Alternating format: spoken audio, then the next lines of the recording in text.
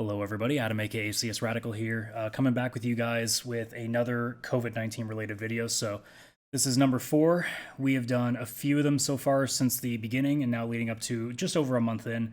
But this time, it's not just going to be me. I have a few of my friends here. If you are already familiar with the channel, you know of them as my two co-hosts on the VCR Podcast. But on this, what's basically just going to be like a vent, I guess, is the best way of describing it. I have my friends Chris and Vish here. So, Chris, how you doing? I'm doing good. How you doing, Adam? I mean, as good as we can during now. How about you, Vish? I'm all right. And what about you, dudes? One Dude. more time, as good as you can. I mean, essentially, this whole thing, like I said, is going to be more of like a venting thing about COVID.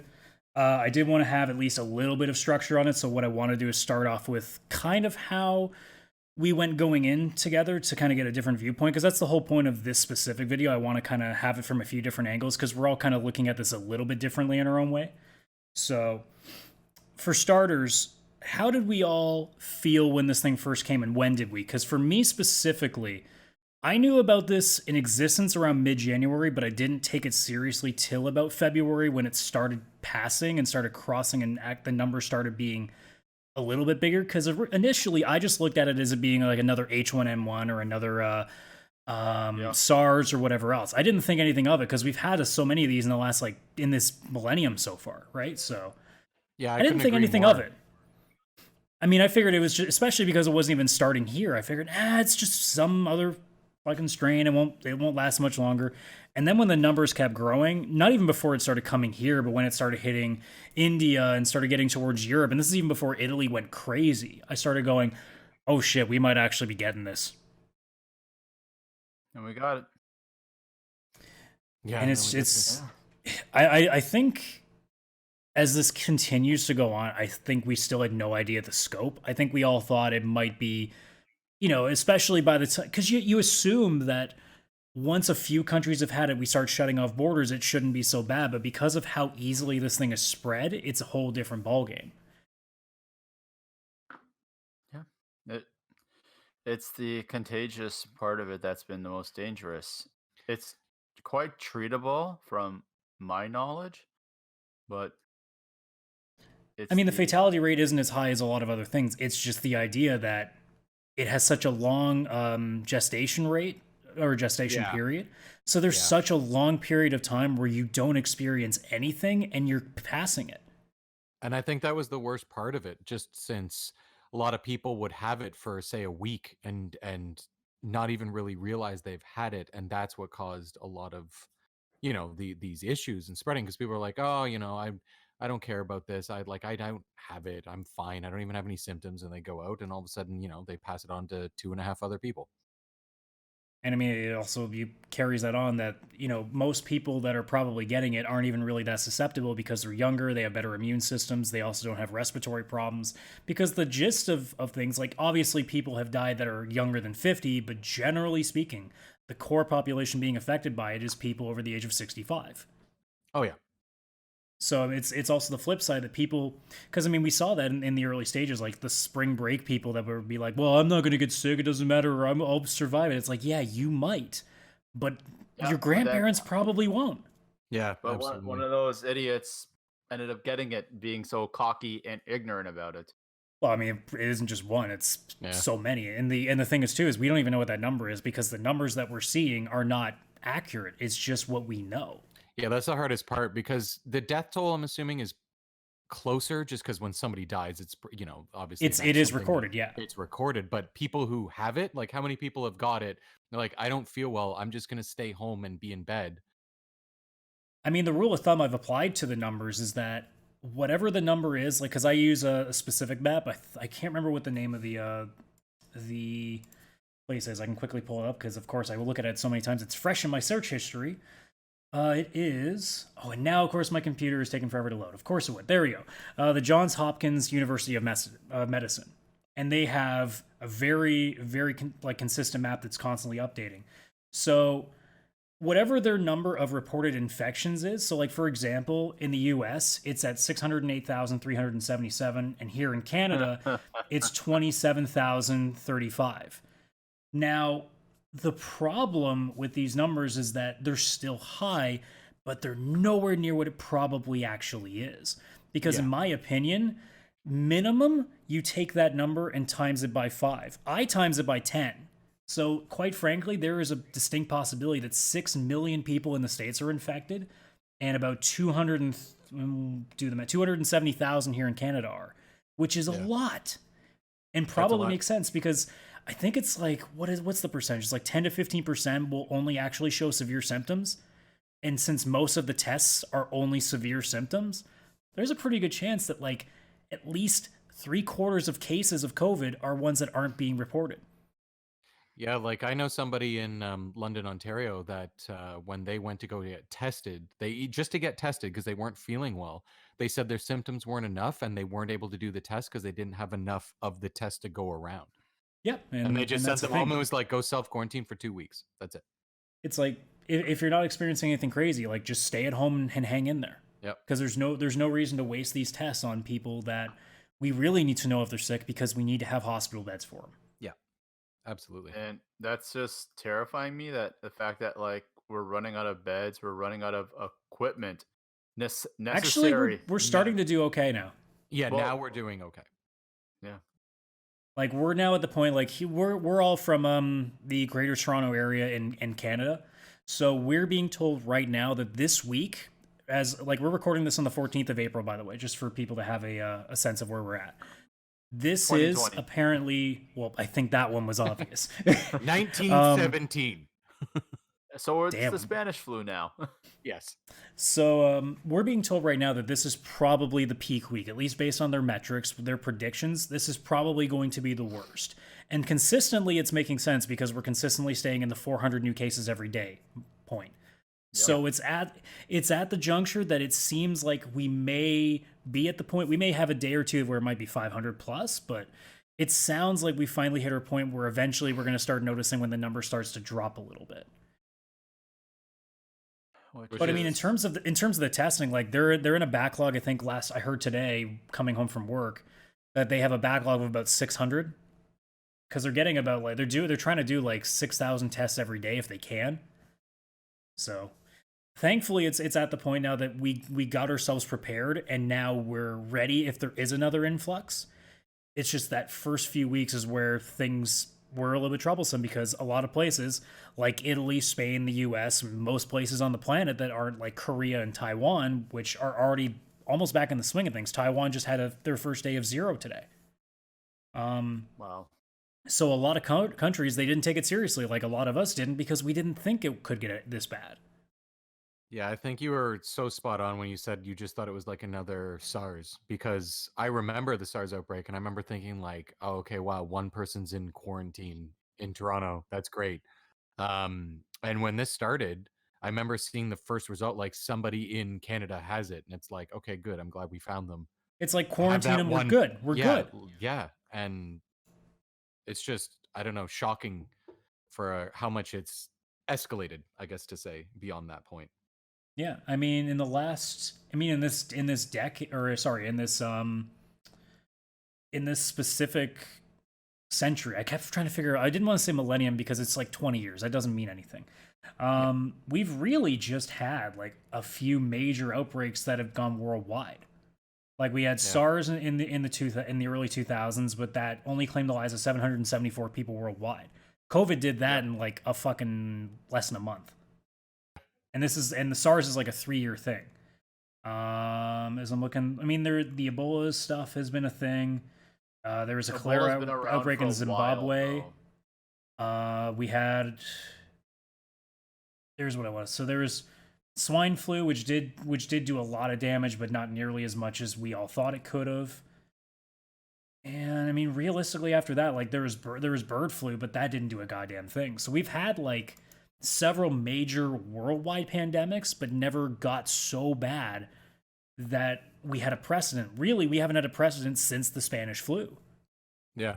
Like in terms of this scale, there have been a few like between around like the 40s and the 80s. There have been a couple, but nothing to the extent of the Spanish flu, which is what COVID's starting to turn into. Yeah, we're basically living in history right now. I mean, Yeah, it's no, really the first major world pandemic of this century and this millennium. So it's no, it truly is, and that's what's so fucked up about everything in this situation. It's like you don't know what the end game is. You don't know when like life's gonna go back to normal. Like honestly, there's moments of this that it feel like it legitimately feels like we're in a movie right now. It I mean, legitimately you look at the way that people are responding to it, and we'll get into that further down. There's a couple more things I want to talk about the virus first, but yeah, with the way that people are acting, it kind of does feel like a movie now, doesn't it? Because it almost seems like a caricature of what we are. Did either of you watch the movie Contagion recently? I no, refuse thank to. you. I don't need. We're living it. My imagination's bad enough. Yeah, no, I watched it, and at the end, I was like, "Fuck yeah!" I don't know why. I got actually super excited by the movie. I was like, "Yeah, fuck you, nature, take over, do it, do your shit." But I still separated the movie from reality. This is why, because that movie had a death rate of 30%, not like 0.4. How's that possible? That it has a death rate of 30%. No. How you're able to separate fiction from reality? I thought we as gamers couldn't do that. Oh, I mean, I got very violent. I thought I was Matt Damon. My wife Gwyneth Paltrow died. It was very crazy in my head. But then I woke up the next day. And I was like, "Oh right, that was." Oh right. So you know the better part of your conscience kind of took Yeah, its. yeah. No, I was definitely able to separate it. As soon as I saw Kate Winslet, in the movie, I was like, this isn't Titanic.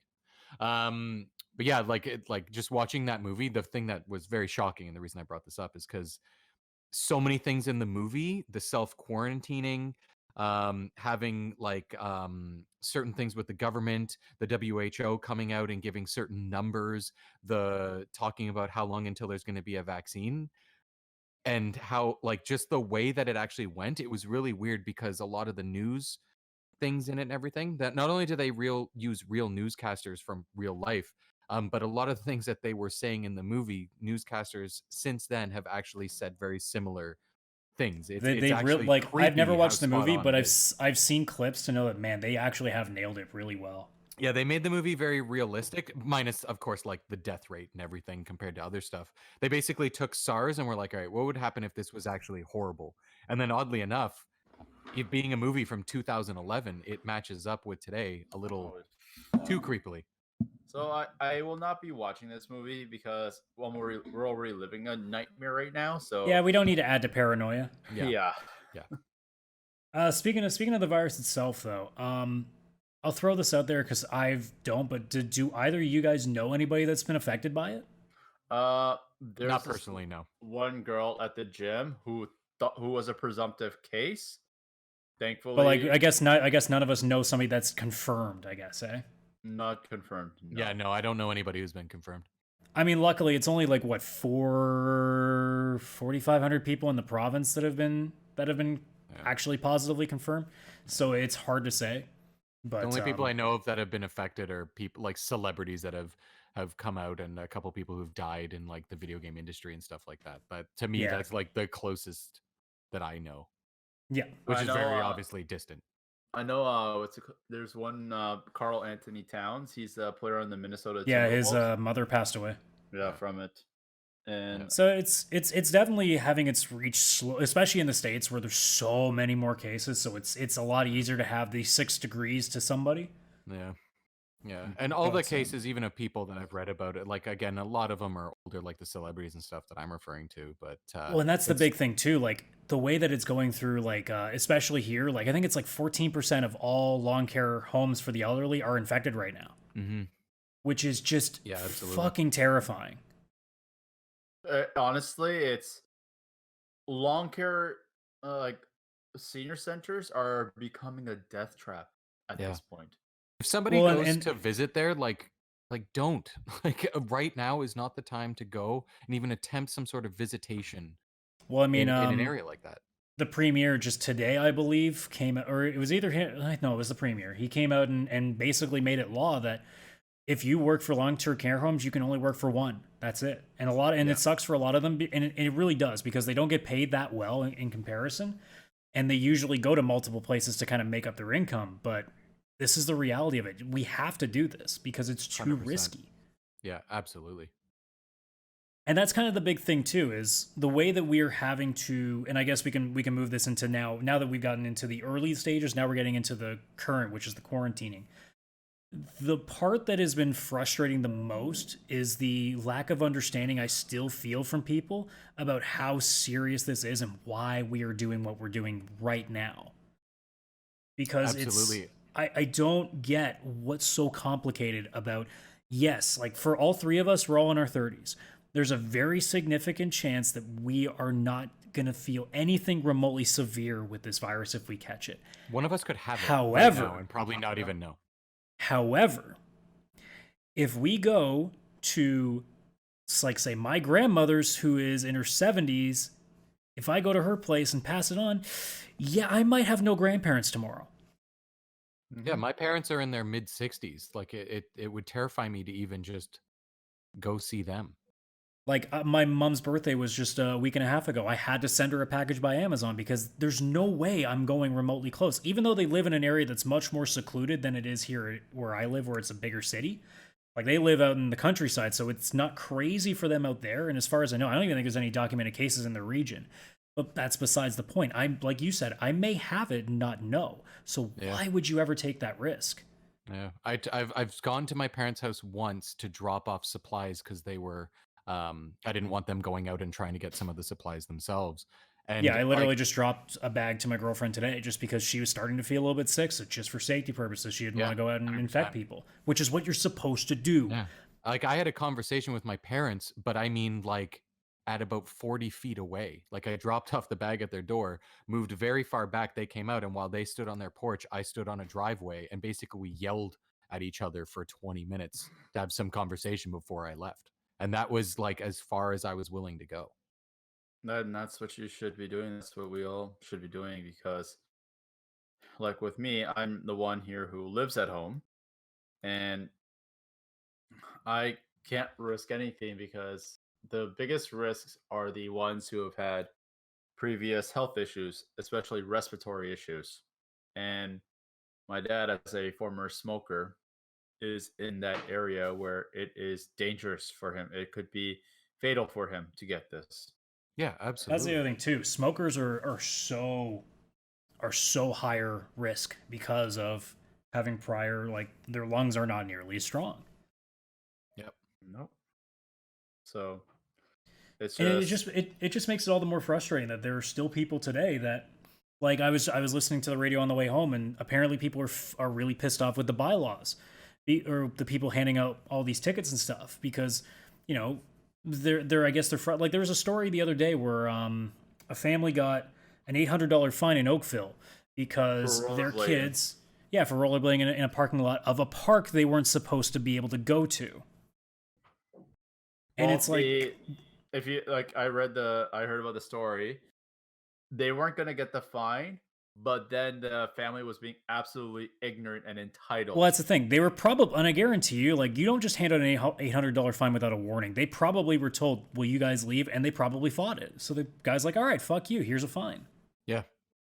Yeah. And it's sad I mean, that it's, that's what we need to do. and the mayor of Toronto just came out today because that story came out. Apparently, and the numbers were somewhere around like 150 tickets have been issued since they enhanced the laws. They've thrown 150 tickets, somewhere around the number. It's not the exact number, but they've also given almost 3,000 warnings. So people are making That's it sound insane. like, oh, they're doing all these tickets. No, they're giving you a chance, but you're being an ignorant piece of shit. Yep. And it's like, and it goes into what I was about to transition into, which is I'm so embarrassed that after a month, there are still so many people who don't get it. Yeah. Or Yeah, not they even just don't get like it, at all. refuse to acknowledge it, who refuse to even abide by it, even though they know what's going on. In the building that I live in, there's older couples, and then of course there's a grocery store that's not too far from me, which is obviously where I go to get supplies. And I'm, being smart. I go by myself. I will bring something. I don't have any gloves, but what we've got is toothpicks by our door. So when we go to use the elevator and something, you grab a toothpick. That's what you use to press elevator buttons. There's like the handicap button that you press, which opens the doors automatically, stuff like that. So I can get to my car with basically not touching anything. And I'm I taking like my that. precautions. It's the advantage of me being on the second floor. I just use the fucking stairs because I'm not a lazy piece of shit. Yes, yeah. See, our stairs don't lead down to the parking garage for some reason, so I can't actually get to my Really? car using stairs. Yeah, the stairs only lead out of the building. You can't even get into the building through the stairs or go upstairs to your apartment, to your condo. It's the stairs are only designed to go between floors, like from the second floor or up, or out of the building for fire reasons. So your building does not support a healthy lifestyle. Okay. No, not a healthy lifestyle, only a quote unquote safe lifestyle for getting out of a burning building. In his defense, though, the building does have a gym, which is closed. Yes, Yeah. yes, absolutely. Everything, yeah, all the amenities are closed. But when I go to the grocery store or I'm out in the building, I've noticed that the people who seem to give the least amount of shits, to put it, pardon my French on this, but is the older generations of people. It seems like the older people are, the less of a crap that they seem to give about this entire situation. I mean, for a lot of people, and it's the frustration. Like my parents, they didn't necessarily want to do what they're doing, but they understand. But there are a lot of people out there that, like, I'm hearing stories like early on, the guys who I listened to the sports radio station usually, and now I don't even listen to it because there's no point in listening to a sports radio station. They were talking about how they had to constantly badger their parents to not go outside. Yeah. Because, like, their parents who are in their 50s, 60s are like, that's all they've done. They've been their entire life. They've just done whatever they want. And the fact that this is now all of a sudden they're being told what to do, because this is what a lot of people are treating it like. Like, I made this comparison a while back. A lot of people are treating this quarantine like a child being grounded, like a child being sent to their room. That's exactly how they're treating it. And they're being so stubborn. And it's like, guys, it's also 2020. You have the internet. You have every device known to man that you can make this a little bit more bearable. And you just I was also can't. thinking about how much torture this would have been if this happened during our high school days. Can you imagine this during the Spanish flu era? That's all. Like, you want to go back to the last time this happened? What are you going to do in 1918? If you can't go outside, what are you going to do? Yeah, like it's extreme family time and reading a book around a candle. And you probably can't afford many books. You're probably reading the same fucking it's three. the same book. It's, I don't know, Huckleberry Finn, I guess. I don't know. And the sad part is that book's probably the Bible. I mean, this would be a time to pray. That's true. Because they also didn't have great hospitals back then either. So, like, early on, I think we all had this weird adjustment period because a lot of stuff started closing, and you kind of want to deny it because we're still in that denial phase in the early stages, right? yeah. But now it's like, guys, there's no way you don't have something to do. If you don't have anything to watch, bullshit. Watch something else. If you have any of the main accounts, there's something. You'll find something. MCU. It's not even that. Like, anybody who tells me at any point that there's nothing to watch on Netflix, it's like bullshit. There's something to watch. You just don't want to watch it. There's more content right now than there ever has been in the history of humanity. And realistically, if you just have Netflix and you're like, I'm bored, there's nothing else to watch, get Prime, get Crave, get Hulu, get Disney Plus, get something. There's a million things to watch. There's no way you can run out. And you're not spending money on going out or anything. So the $8 you're about to spend for something. And a lot of places are putting, like another 1 month trial for free, or like, here is, this content for free, even if you don't subscribe. I mean, Sony just released 2 games for free for the next month. Yep. Just a free extra 2 games. And you don't even need PlayStation Plus. So it's just free games. So it's like, again, we're doing everything to keep something for you, and it's mostly affordable. I mean, if you don't like the fact you can't go to the movie theater, well, watch a bunch of movies you didn't get the chance to catch in theaters, or rewatch some old stuff. If you don't like what's on TV right now because it's all news, well, there's a plenty of shows you can go and watch there. If you're a gamer, honestly, there's no way. Oh, sorry, go ahead. If you want to keep yourself sane, don't watch the news. Well, that's the thing. I basically just listen to the radio quips just to get the numbers, and just that's it. I don't want to think about anything else. Yeah, go on Netflix, watch Contagion. That's where it is. And it's like the only thing that I will give people props for, because I mean, look, if you're bored, there's plenty to watch. If the radio's what it is right now, well, Spotify exists. You can listen to any fucking music you want.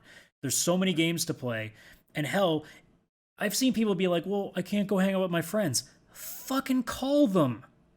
Yeah, we have this thing in our hand called a cell phone. I'm sure we've had at least 3 virtual hangouts.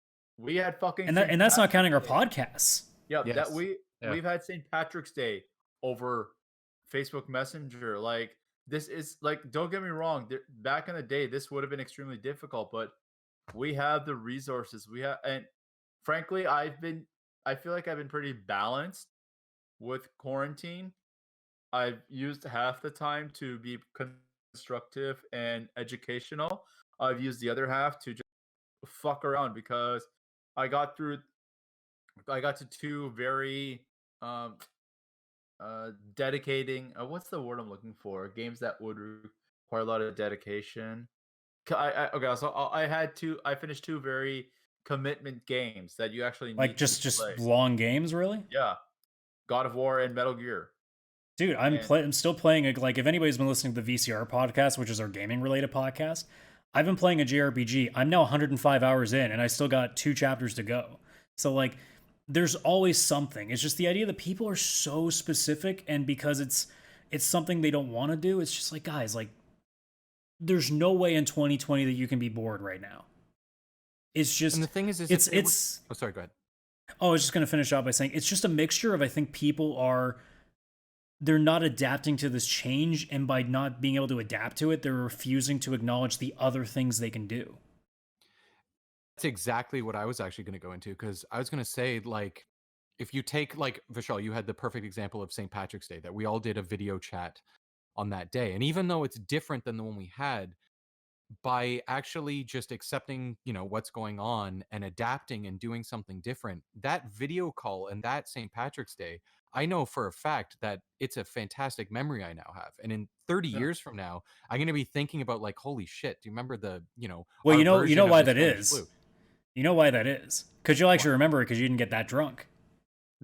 I don't know. Like, after the video, I may have had a celebration of myself. Well, yeah, no, but that still stays in your memory. Yeah, no, absolutely. And it was something different, but it was also just like a time that I'm actually going to look back 30 years from now. I remember, like, wow, You're that absolutely time right, when though. things were tough. Like, I remember this one call very much, as one night with, my closest friends, and this amazing, memory. It's not Yeah. what it was, but by adapting and having this different, amazing memory, I felt almost closer with, you guys and Brittany and Yeah. everybody who was on the call than maybe I would have if it was just another normal St. Patrick's Day where I went out.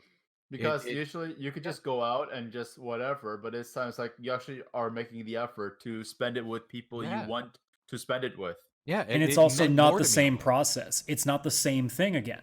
Yeah. It's something totally different. That's the other part of why we'll remember a lot of stuff. When this is all over, we're going to remember a lot of what happened, not even just because it's anything specific. It's just because it's something so counter to what we've normally done. Like, we've had all these remote podcasts, which honestly I've actually really enjoyed because, it doesn't require too much work, and we can just kind of sit down and we can just go and don't have to worry about shit.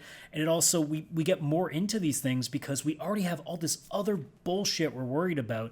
So it's almost like for an hour and a half, especially now that we're also playing games with each other after the podcast. So now there's this like 3-hour segment of these days where it means so much more because it's now a time where that it's separate from all the crazy shit we're going through right now. Yep. Yeah.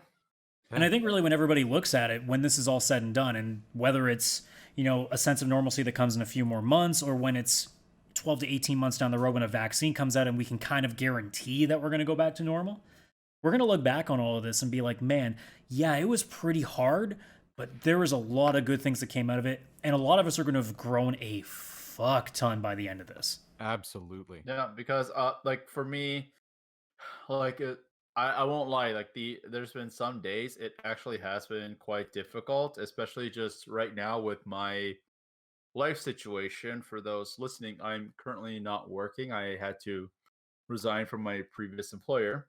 And this is just before all this too, so it's like, and not even no, it was a while before. And frankly, I was doing really well with traction and everything. And right now, unfortunately, a lot of companies are struggling. I even had there's not really traction to make. No, a lot of many of them have emailed me back saying, "Hi, we just wanted to catch up with you. We're currently not contacting anybody. We're during this time, and it's fair. It's a fair response, and I understand. It just sucks that I can't progress right now, like with anything.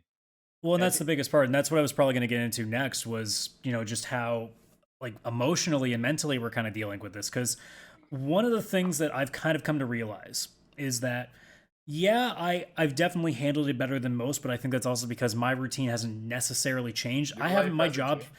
my job for the most part has not changed. My hours have changed slightly, but it hasn't really affected me in terms of my routine. Like I still go to work on weekdays and I still come home and I still play a few games and kind of wind down and that's it. The only difference is just me not going out. Like that's really all it is. So for me it's easier. But not to mention I'm also normally used to being a bit of a loner most days anyway, so it's not a huge change for me.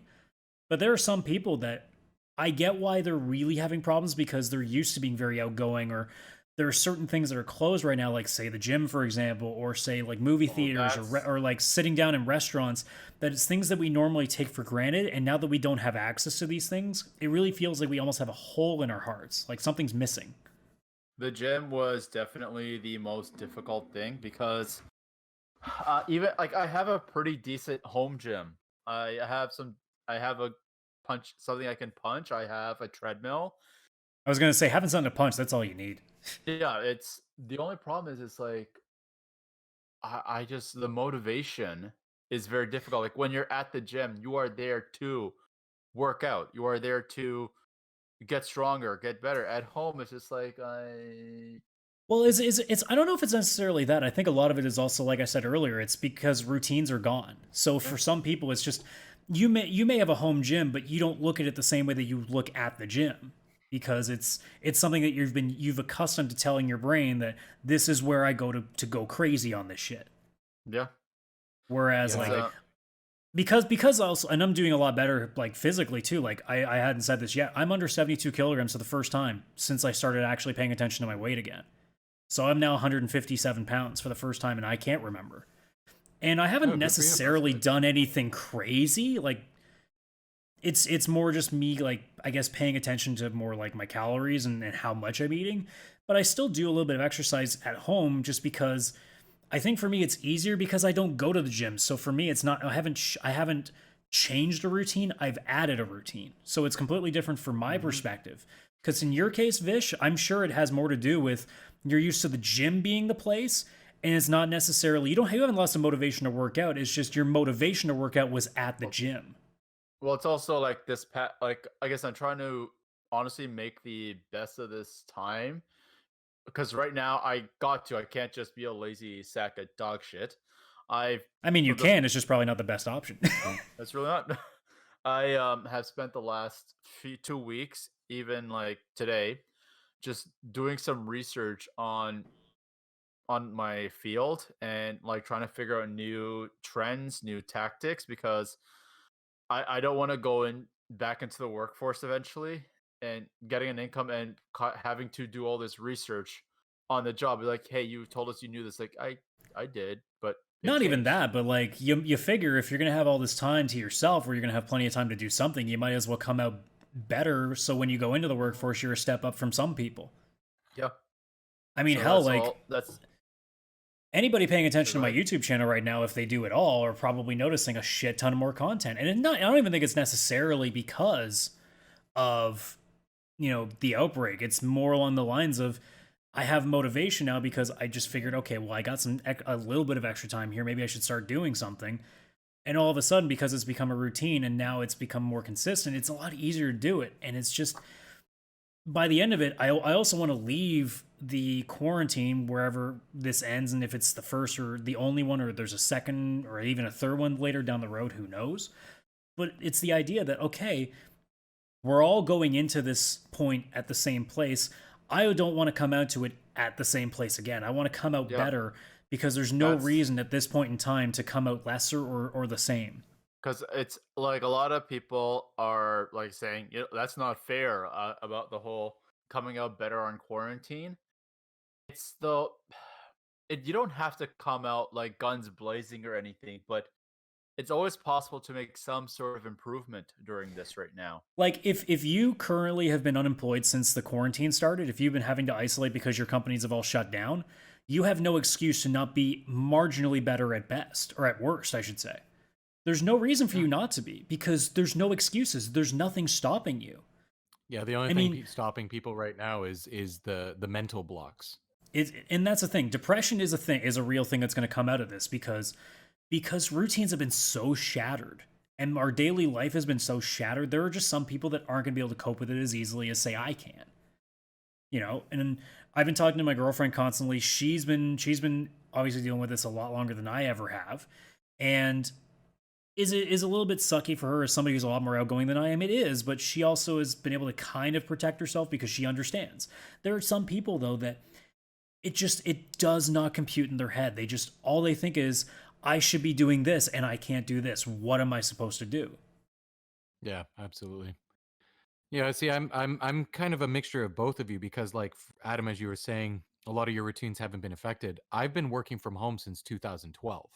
And my company, because I'm in the financial industry, they already put a bunch of things in place that if there was ever another global crisis, they already have a bunch of money and a bunch of other stuff put aside to prepare for it. But the thing they were preparing for wasn't this. Financial industry, it's more the 2008, 2009 financial crisis that happened from the United Yeah. States. My company was already prepared. They just didn't realize what they were preparing for was this epidemic. They were probably thinking a stock market crash. Yeah, they not were a fucking like, all right, we're pandemic. ready, because 10 years ago, right before I started there, they weren't ready. Like, they got hit really bad, so they were prepared. And now that this happened, they were like, all right, start Operation Alpha, and it just started up, and everybody was good to go. It was one of Palpatine's plans ready to go. Exactly. Yeah, he's still alive after it just like they were ready. So work wise, I've had zero impact. The only other thing is that somehow, for some reason, because of everything going on, there's a new group chat that started at work, and everybody's in there, and everybody's become more friendly, and everybody's more accepting of the fact that we work from home less professionally than they expected before. Not to mention too, it's like, because you're even just the friendliness, because most of the time coworkers aren't really that friendly with each other, because we already hate work as it is. Yeah. It's so much easier to come together as a group when we're all suffering from the same shit. Yeah, like currently, because everybody at my work watched that Netflix series, Tiger King, which is obviously a whole other separate conversation. But in it, the main character, or the main highlighted person, is Joe Exotic with the mullet. I can't get a haircut right now, and there is a thing at work where I have to take a picture and send it to this group chat of all my coworkers on the current status of the length of my hair and how close I am to becoming Joe Exotic with my mullet. That's the thing how too. I start work every day at 9 fucking a.m., which would have never happened or normally, even though we were all working from home before. Yeah, and especially now, because at my work we have laid off half the staff because you had to, because there's just not enough work to justify having all that people. So the people that are still left, like I guess in my case, I don't necessarily feel like a massive kinship now all of a sudden, but there's definitely nowhere near the hostility to every department, because in most companies, if it's multiple departments, everybody hates the other departments because we don't feel like we get the respect that we deserve. Yeah, so absolutely. All of a sudden, like, nobody's really complaining about anybody, because we're just happy that we still get to be there and paid properly. So you kind of just accept it for now. Yeah, which is crazy. And it's just like, I don't get me wrong, I think this is a benefit that a lot of people are noticing. My girl, my fiance that I live with, obviously, she didn't have a work from home situation normally, and now she does. And we live in a very small condo, so when she's on a work call, I'm very much in the background and people can see me. But pants on or no? Pants on always. I'm a jeans guy. Even when I'm at my laziest, I'm wearing jeans, so everything's fine there. But like, even I've noticed with her work, because it was a very professional downtown Toronto in an office setting, and now everybody's working from home, and some of the people are a bit older, they have kids running by the screen, and everybody's lives are just, you're no longer seeing this professional version of people that they're putting up and showing to people and hiding a bit of their own normal life. Now everybody is actually just on the same human level. And it's amazing to see how much more comfortable people have become with each other, more friendly, and probably just more productive and happy to actually work together, because it's no longer the stigma of like, oh no, you have to dress a certain way, you have to act a certain way, that we are in a professional environment. It's now just like, hey, we're all going through the same thing together. Let's focus on the work, get rid of all that extra stuff, and actually, just accept everybody who they are. And now all of a sudden everything's so much easier at work because. And it would be so nice if that also transferred into every other facet of life. But unfortunately, that's not been the case. I wonder how many companies, though, are actually going to start a work from home going forward, or a much more accepting of working from home culture because of what's happened. Maybe a lot. I mean, hell, how many things stay? Even like after the vaccines come out, how many of these things that we see now stay? Like, there's a distinct possibility that we could see universal basic income, for example, become a consistent, because now we've seen it starting to work. Yeah, and it does. We've seen it, and it works. It's just a matter of, I mean, I don't know what it would be like in other countries. I mean, here in Canada right now, people are being given a benefit that don't work, or I think at some point it's going to start accounting for people who have reduced hours. But like right now, the goal is to make sure that people are getting $2,000 a month, so that way they can cover at least rent expenses if they're not making the kind of money that obviously people making six-figure salaries can kind of hang in there for. Yeah, But for sure. There's some people that, of course, they live alone versus like live in a dual income and all this stuff, and like every person's situation is slightly different, and this we've seen across the board just helps everybody. And it just becomes a matter of, okay, if we can do this long term, it's really just a matter of figuring out how that falls in with the budget. And for universal basic income, it really just falls into how can we make this so that we can eliminate other programs like disability and welfare programs that cost less. Because if you're getting $2,000 a month, but welfare would only get you, let's say, $1,300, what's the point of having a welfare system then? 100%. So it's one of those things that down the line we can actually take a look at. And thank God that in a weird way, I'm actually happy this has happened, this pandemic, because it's finally given people the opportunity to test something like a UBI system. Because it's something I've been asking for a while now, because of things like automation and the way that jobs are going to start becoming obsolete for people as we get further and further down the line. We're going to have to think of something like this, because otherwise we're going to have a massive unemployment problem. Yeah. Yeah. Yeah, there's definitely a lot of benefits that have surprised me with this. I definitely wasn't expecting certain things. I feel that once this is over and done with, there is going to be quite a few positives coming out of it, and there is going to be a lot of changes, and because we lived through it, and this time in very recorded history, because during the Spanish flu, the there wasn't Twitter. There wasn't Twitter. No, the Twitter in 1917 was insane. Exactly. You didn't get up to minute facts about it. You didn't have decent healthcare back then. Apparently, Philadelphia was like, fuck it, and have a parade. A fucking shit ton of people got infected and died from that one parade. Jeez. It's one of those things that, like, I'm actually curious that once this is all over, what will have bigger change. I might as well pose this question to you guys. What do you think will have the biggest impact when this is done? Will it be our political changes, or will it be our social changes? Because that's tough. I have two. So one, like social, I think there's going to be a huge social change with people. I think that people are going to start appreciating more when they see each other in person. But not just that, like, oddly enough, I feel like, just using us as an example, I feel closer with you two somehow more now that I can't see you that when I was. So I don't know because these mean so much more, because now you understand that it could be taken away. Even once we're going to be hanging out again and doing the podcast in person and going for chicken wings and all that, I still want to keep like a video call once a week where we all see each other, or like at least keep this gaming thing alive. Because the second that we started doing this, we all of a sudden realized, like, this whole gaming remotely thing isn't a bad idea. This is actually a really good idea. Why didn't we think of this sooner? Because it's not just about that. It's because it's the whole part of making an effort to actually be in each other's lives. And it's also the idea that because we have all this extra time now, some of us especially, you have more time to be creative, because now you have more time to think about shit, because you're not worrying about stuff, because there's no point in worrying about stuff. Absolutely, yeah. Like, there's the crazy thing is, sorry, go ahead. Oh, I was just gonna say, like, there's no reason to be thinking about, like, okay, well, I don't have to worry about this specific thing I gotta worry about making time for. I don't have all these games to do. I don't have, like, this sports thing I gotta go to. I don't have this family gathering. Like, it's literally just, I know exactly what time I'm home and what time I'm not. So you have all this Yeah. time where you know, like for example, now that I have, because normally for those who don't, well, I guess nobody should know because I don't talk about it, but I normally work 4 10-hour shifts. So I usually have a Wednesday off and I work Monday, Tuesday, Thursday, Friday. And normally that means 3 days that I have usually that I do stuff for the channel or do stuff on the side or do like housework around the apartment. Now, working 5/8, I now have 5 to 6 hours every day, and that gives me more of an incentive to do something on the other 4 days I normally wouldn't have.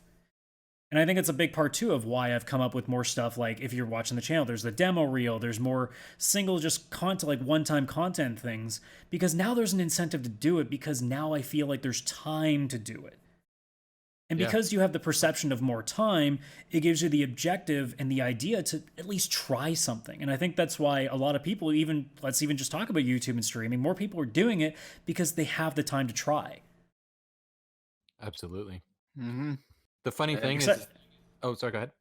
I was just gonna say, Go ahead. except for the one asshole that said, you shouldn't be trying to do streaming and recording because it's not the right time. I'm like, motherfucker, this is the only time to try. Yeah, 100%. This is the time to try. Because we need fucking distractions from this, plain and simple.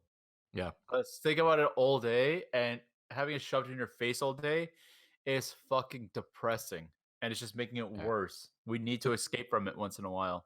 The best thing is Yeah. not even thinking about it all as distractions, but more just you actually have now an excuse to have you time. Yeah, I wouldn't And- call it a distraction. I call it a new experience. Yeah, like you have now time for yourself, mandated time, where it's like, hey, you need to do something, whatever you want, with no guilt that you're not out socializing, you're not out doing this thing. You need to be home and you can do whatever you really want. And naturally, I think as people, we have that feeling of, okay, well, I want to do something productive or I want to learn something new. I want to do that thing that I've wanted to do, but I never had time before. But also, if you want to just pick up some video game you've wanted to play that normally takes 105 hours, like Adam here, and It's like, gonna be like almost 200 by the time I'm done. Fuck. yeah, and like, when could you normally do that without people be like, I'm sorry, you didn't do anything for 3 weeks and played 200 hours of a game? It's like, oh no, that was only 4 days. I mean, I still do it. It's just the difference is it takes me a month and a half rather than a couple weeks. Yeah, like we can do whatever we want, guilt free, and it's not like it. To me, I don't look at it like I'm trying to distract myself from the world. I think of it now as all right, because of what's going on in the world. Now I can do 100% Chris stuff. I can do whatever it is that I feel benefits me as a person, or benefits my brain as mental health, benefits my body as exercise, whatever it may be.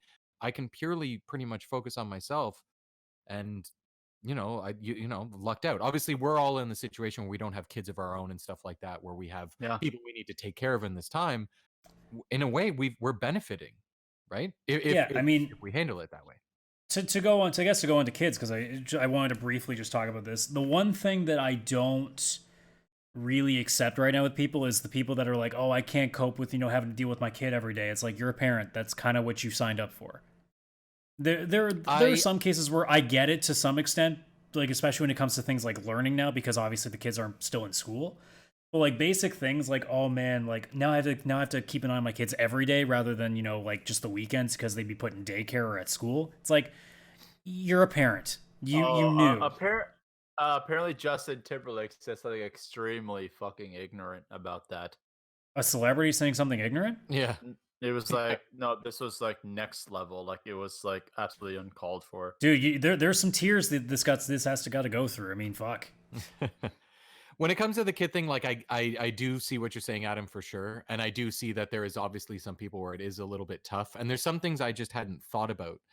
My sister has 2 kids, and my brother-in-law, he works for UPS, but the area where he's in charge of the warehouse where they store all this medicine and they have to like deliver it out, because UPS has this thing where if you're a company and you don't have your own warehouse, you can store your stuff at UPS and basically they are your warehouse for your product. So my sister's home alone with 2 kids, and don't get me wrong, if that was what she was doing, yeah, like you have 2 kids, that's what you signed up for.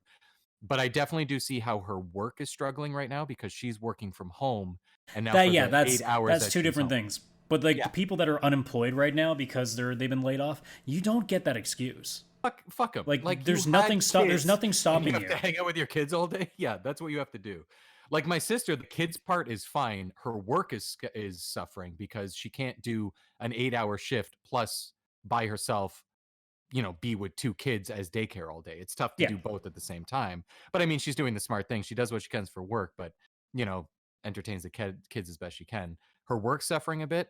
I mean, your work suffers a bit. Like all companies. It's the same right now thing should be too, where understanding. like where I'm seeing parents, so I was like, well, how am I supposed to convince, like, and especially in the early stages, well, how am I supposed to convince my kids that they can't go outside and go run around and stuff? I'm like, that's your job. Yeah. Yeah. Like, I don't know. you have to tell them. If they don't understand, you just have to be more. You have to be more strict. Just don't let them out. Like, you just have to nail it into their head until they figure it out. If only And if those they go kids kicking and had a screaming, parent. like, if the kid kicks and screams, well, that's what a kid does. You're just gonna have to put up with it. Like, you made the choice. Yeah. Like, Yeah, if there's certain, 100%. like you said, like your sister, like if she's probably still being a good mom. It's just the difference is that it's a little bit harder when it flows into work. So something's got to suffer. Yeah. Yeah. Because she's got a 2-year-old and a 4-year-old. And to tell them, like, oh, sorry, I understand that mommy's home today. I know you think it's a Saturday. It's really a Tuesday. And for the next 8 hours, I'm going to be on this computer and I need you guys to not bother me. That, I mean, Yeah. the It's another case when 2-year-old it's like, doesn't understand what most things are right now. Like, I've seen some complaints where it's people complaining and their kids are like basically either like early teens or like just about. And it's like, no, you just did a terrible job as a parent raising that kid then if they at 11, 12 years old still can't figure this shit out and can't understand basic, like. I mean, when I like, was hey, 12, I was out babysitting other kids. Like, how are they not able to handle themselves at that point, let alone be talked to as an adult, a young adult, but an adult enough where it's like, listen, this is the situation. Go play like with your hell, Xbox. like What do my you? parents could leave me alone in the house. I believe it was like by like 10, 11 years old, they were able to leave me at home. And I'd also have my younger brother who would have been 6 or 7. And Yeah, we could do it. 100%. Yep, Because same here. if you're raised properly, like, a good parent's supposed to do, a kid by the time they get into double digits should at least have enough herewithal to have some semblance of responsibility. Totally agree. But let's talk about some more fun stuff, like what Yeah. happens next. So At this where point, where do we start? I'm starting to think that they need to release some movies. It's not been all. happening gradually, but I think it's to the point that maybe not necessarily all at once, but I think that studios need to start thinking of having a staggering format where anything they've had in the can, they need to start slowly releasing out digitally because it's starting to become more prevalent that just this isn't going to release- change. Just release New Mutants at this fucking point. It's It's or getting let- to a point that, quite frankly, and I don't even know about like what's Black Widow slated for now? Isn't it like November or something? November, yeah. It took over the Eternals. If I'm being completely honest with you guys, I don't know if by November I'll still want to go into a movie theater.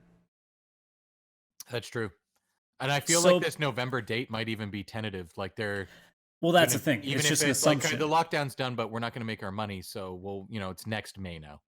But let's say hypothetically November is the release date and it's a semblance of normal so they can allow theaters to open again. What is that going to mean to people who are still worried that that's still a potential hotbed for infection? Yeah, especially people that have like underlying issues and stuff that, they're probably not going to go anywhere. So it's like it needs to get to a point where, I mean, movies, let's start with this example. You're going to have, like, I don't think there's a choice. Like, if we can't guarantee that there's going to be safety at the end of this year, anything you have in the can, you're going to have to start releasing at some point because there's either going to be a stretch of absolutely nothing or you're going to save everything to the end and just hope to God that lasts you because nothing's being made right now. So there's a whole lot of stuff that's still stuck in either pre-production or just main production. This is going to be one of those odd circumstances where there eventually there's only going to be one Marvel movie this year, and this thing has pushed the MCU completely. Like every movie for the next 2 years has changed the release date. And I mean, I'm sorry if anybody's a little upset about that, but this isn't anything to be upset about.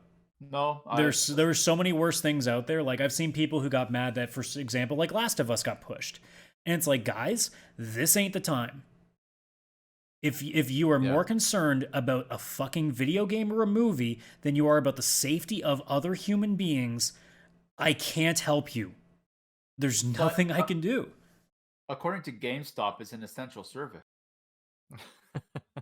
Well, according They to the state of Florida, so is WWE now.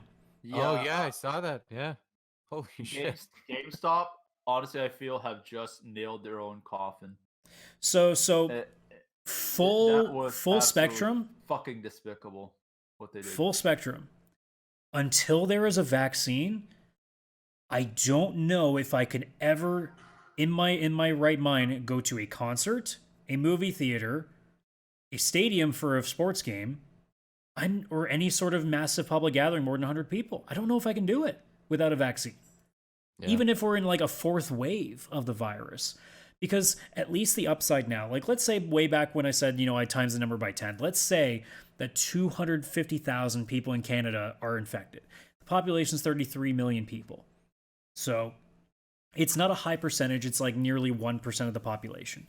So it's not a lot. But like with the Essentially as idea well, that it's Sorry, very go ahead. recoverable.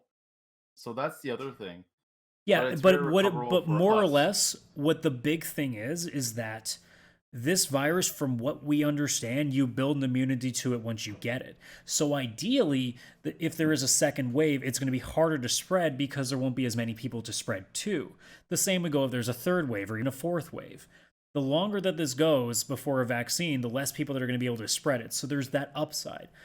But even with all that, like let's say this is a fourth wave by the end of this year, maybe it's like the winter. I still can't trust anything without a vaccine. And even then, I don't know if I could trust it with a vaccine until a few months in when everybody's been surely gone to get it. Or at least the majority of the population. Because I'm also Well, not if you've convinced. got your vaccine, then you'd be okay. Well, here's the thing. I don't want to get the vaccine right away either. Not because I'm afraid of the vaccine, but because if everybody takes it all at once, what normally happens when people get the flu vaccine? Sometimes they'll get sick. There's no way we want everybody to be sick at the same time either. There's two things though about that. One, the virus there's a strain of the virus inside the flu vaccine, and people can often get sick from that. And two, off topic, the Super Mario Super Show is on Amazon Prime now. Well, gee, that was a bit of a tangent. That was way out of left field. I was not sure what number 2 was going to be. I'm very happy about number 2. Coronavirus has to do with Super Mario. But no, like I like if I knew that most of my company went to go get the vaccine the same time it was put out, I would not want to get the vaccine because somebody has to be here in case people get sick. Oh yeah, for sure. So there's that part of me that I would imagine the government would say, hey, let's do this in waves. So like they'll say, for the first week, if you were born in January, they'll only take in people that their ID say they were born in January. So that way it's gradually done. So that way there's at least a sense of people are getting sick, but it's not everybody at the same time. I mean, it wouldn't be everybody anyway with the vaccine, but it would probably be like a specific amount, like a decent segment. Adam, the best part of this is what you just described is exactly what happened in Contagion. Because again, it doesn't like I think now because we've all become relative like basic experts on virus virility these days because we've heard so much about it. Like, dude, just having that one Joe Rogan podcast with Dr. Michael Osterholm, like that alone, that podcast alone of an hour and a half, I knew more about the virus than I think I'll ever know in my life just from watching an hour and a half. Yeah. So we're all becoming pretty aware of how this shit works now, so that if another one happens, we at least have an idea of what to fucking look for. Yeah, true. It's just so funny that you were describing like basically the scene from Contagion. You're like, this is how they should give out the vaccine. It's like, That's seen what happened. You have seen the movie. I mean, it's just intelligent, really. Yeah, it's just an intelligent move, which is why that movie's actually so freaky because they just went with what should happen. But yeah, no, I mean, like, for example, I don't believe that until a vaccine's out, that sports should be allowed to have fans in the stadiums, quite frankly. Oh yeah, no, that makes no sense. No large gatherings at all. Like right now, both Taiwan and Korea, they're starting their baseball leagues. By the way, which ESPN is trying to get the Korean league to broadcast there, and I know Taiwan just announced that they're going to start doing English broadcasts. So at least there's going to be some availability, hopefully, for baseball fans, so that's a start. But again, it comes to like the only way that we're going to be able to have some level of normalcy, it's going to come with caveats. Like everybody just assumes that by say June, July, we're just everything's going to be back to normal. You can go watch baseball again and we're going to get prepared for hockey and all this. No, none of this is going to be normal. Normal is not going to occur until bare minimum summer next year. Like full normal is a year and plus away. Until that vaccine comes, that's normal. But until then, we're going to have a quasi-level normal. The idea is that hopefully we can go back to going to bars and at least hanging out with people again. Mhm. Yeah, and it's funny because a lot of stuff that we consider normal, we could kind of have now. Because like if you think of movies, as we mentioned before, normally they release in theaters and then later they're available for rent or buy, obviously digitally. I mean, I'm sure Blu-rays are still a thing, but I don't know if anybody buys those anymore. And not to mention, you have things like the Netflix watch parties now that you can do, so people can all watch it yeah. at once. Even Twitch has started them. How does last- that work? The So you Netflix get a one? link, and it all like it's controlled by I assume somebody controls it. So as soon as it clicks, it starts for everybody. Sorry, your voice cut out. How does it Oh, work? okay. No, apologies there. It'll come up fine on this version of the video, but I guess for you guys it doesn't always. The way that I haven't seen it myself, but I assume what all it is that everybody gets a link sent to them. It all puts them in the same room basically, and as soon as the person who runs the party hits, it's almost like playing a Jackbox game. One person's in control of when the thing starts. Oh. It's funny because Twitch has started view parties now, and I regret not seeing this earlier. Last night, I think it was 9 p.m. our time, they played the original Mortal Kombat movie on the Twitch channel. And Yeah. because it Yes. starts at 9, everybody can just log into Twitch, and we could have all watched the original Mortal Kombat movie. Well, not together. to mention that they've been doing this for a while for like streaming shows. Like they streamed the whole thing Yeah. of Power Rangers at one point. Yeah, Power Rangers, Pokemon, Bob Ross, I think some Bill Nye the Science Guy, Magic School Bus. They pick this random shit and play the entire series back to front, just like a giant And it's such a watch cool party. idea too. Yeah. And apparently they're doing a bunch more, and they're clearly picking movies that are video game related or something they feel Well, like it they would make won't sense get being sued. Twitch. It's Twitch. Yeah. And I'm assuming also they're picking something where it's like, hey, no one's going to sue us because it's the Mortal Kombat movie from So like I, 95. So I Yeah, know you're not going to put up the Assassin's Creed with Jake Gyllenhaal, or not Jake Gyllenhaal. That's Prince of Persia. Michael Fassbender. So I was, Magneto. so on a regular podcast, I'll be talking about it a lot, but this has been like a very Mortal Kombat week for me. I watched the new animated movie, Scorpion's Revenge. I'll just get into it on our regularly scheduled program. But I mean, like it's just cool that there's something out there. So at least Yeah. even in this weird like, I wouldn't even say like abnormal world. Just so much of like it's just a world that we're a little bit more having to be introverted because of it. Yeah. Because I mean, for us, this world isn't necessarily that crazy. Like for me, staying at home and playing video games is pretty normal for me. So not much has changed. But Yeah, for me, At it's the very mostly least- just the gym and seeing you guys like once or twice a week, yeah, physically So- in person. I mean, At this point, I'm expecting Fan Expo to get canceled. oh, dude, like there's gonna be no major gatherings. I think until next summer. Like it's not feasibly. Like there are countries that are gonna do it because their governments are stupid.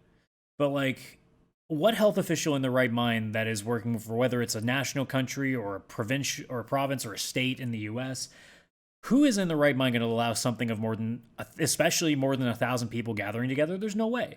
Like the convention that we normally go to in July is obviously not happening. We went to EGLX.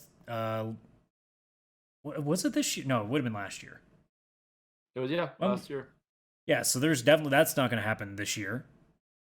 Yeah. And So it's like I don't know. all these things that we're used to, like we just have to assume that for the next 12 months, it's probably not happening. Like I even said, now that Pride Parade got canceled here in Toronto for this year, I honestly think we won't even see it next year. Because if we don't have a vaccine done before then, there's no way you're going to have that many people together. It just doesn't make any sense. it's just really fucked.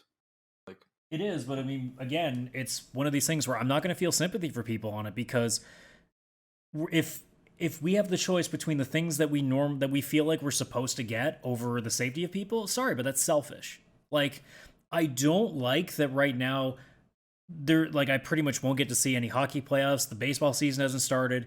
There are movies that we aren't going to see together. Like, hell, I'm not happy that I haven't seen my girlfriend in person in over a month, which is ridiculous to me. But I understand that that's what it's supposed to be like in this. Her mom isn't in the best shape either, so. Well, yeah, she's in her 60s, so she is one of the people that would be susceptible to this. But it's not even that. It's even if she was living on her own, I wouldn't want her to be around me because it's not what you're supposed to be doing. The only people I'm around right now is people at my work and people I happen to come across while I'm at either a gas station or a fucking grocery store, and that's it. There's no reason to be around people. Yeah, and because like I make my weekly rounds to Costco, but like it, I can't man, imagine doing that. I no, it's like for me, I'm like not to sound cocky or arrogant or anything. I'm pretty fearless. I'm pretty like I don't get rattled. I'm pretty resilient. But the fact that Until now. I go to Costco and I'm dodging people like it's the fucking Matrix. I got mad today because like I said, I dropped off a little bit of groceries to my girlfriend today. Never really, like, that's a lie. I did see her physically today, but I was on the street and she was just grabbing the bag at her door. Because again, I'm being safe. But I'm going around the grocery stores, and this is now a month into COVID, and this is going back to like my frustrations with people. There are arrows telling you which way to go down aisles so that you're not crossing people. So that way you can guarantee 6 feet. No one's still doing it. No one's following the fucking arrows. And it's not like they're really hard to see. They're very easy to see. I don't think anyone's being ignorant towards that. I think it just may be that it's just so they're just not used to that. They may just not notice it. Like no. There's no way you can't notice it because there's these giant fluorescent green signs on the floor. You can't not see them because we all have a tendency of looking down. It's impossible. It's not like it's high up in the air. It's right where your fucking feet are. So it might be, there are people being ignorant, but honestly, I think it's just people who just don't fucking get it. And it's just, I cannot, for the life of me, understand why people a month into this, and for others, it's even longer. Like, obviously in China, it's been going on since November. In places, it's been going on since January. We've really only dealt with this since March. Yeah. So anybody, especially here where it's kind of been the last like bastion of it, I cannot feel any sympathy for you if a month in you still can't follow basic shit. You should know better. You're being a selfish prick. Stop. I've said this in my other videos. Stop being so goddamn selfish. It's not about whether you're going to get sick or not. It's about the person next to you getting sick, thus getting somebody else they know sick who is going to die from it. This isn't about you. This isn't about me. This is about everybody else that we may not even fucking know.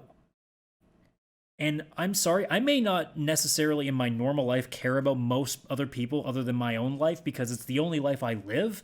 But in a pandemic, any person who has half a fucking iota of a brain in their head should understand that this is the time to be fucking empathetic. Because if we don't have a world to go back to. It's that goddamn simple. Yeah, this legitimately like feels like an apocalyptic event. And that's just I with my don't know if pure you anger. guys, Sorry. No, go ahead. No. I'm gonna have a long thing dude. here, so you finish what you're doing. No, my thing's gonna be long-winded. Trust me. So when I was watching the, have you guys seen the Planet of the Apes movies, the newest ones that came out? I saw, I think, the first one. That's about it. So the second one is when an outbreak happens, and essentially it was like these movies are they're fucking awesome. If you haven't seen them, I suggest you see. They're fucking awesome. And essentially in the second movie, it starts off with a virus spreading throughout the world. Exactly like this. The guy goes into an airport and then in New York, and then a few months later, like everyone's trying to work it through, and then at one point they say all government activities worldwide have been suspended. It's like you're on your own. This is it. The world's fucking done. Yeah. And it just was like that's the first thing I thought of when I heard about all this. I don't think it'll get to that point. I really hope not. Well, Eh, based on the way the numbers are going, like, and also the virus isn't lethal enough. So at the very least, this is the thing. It's not.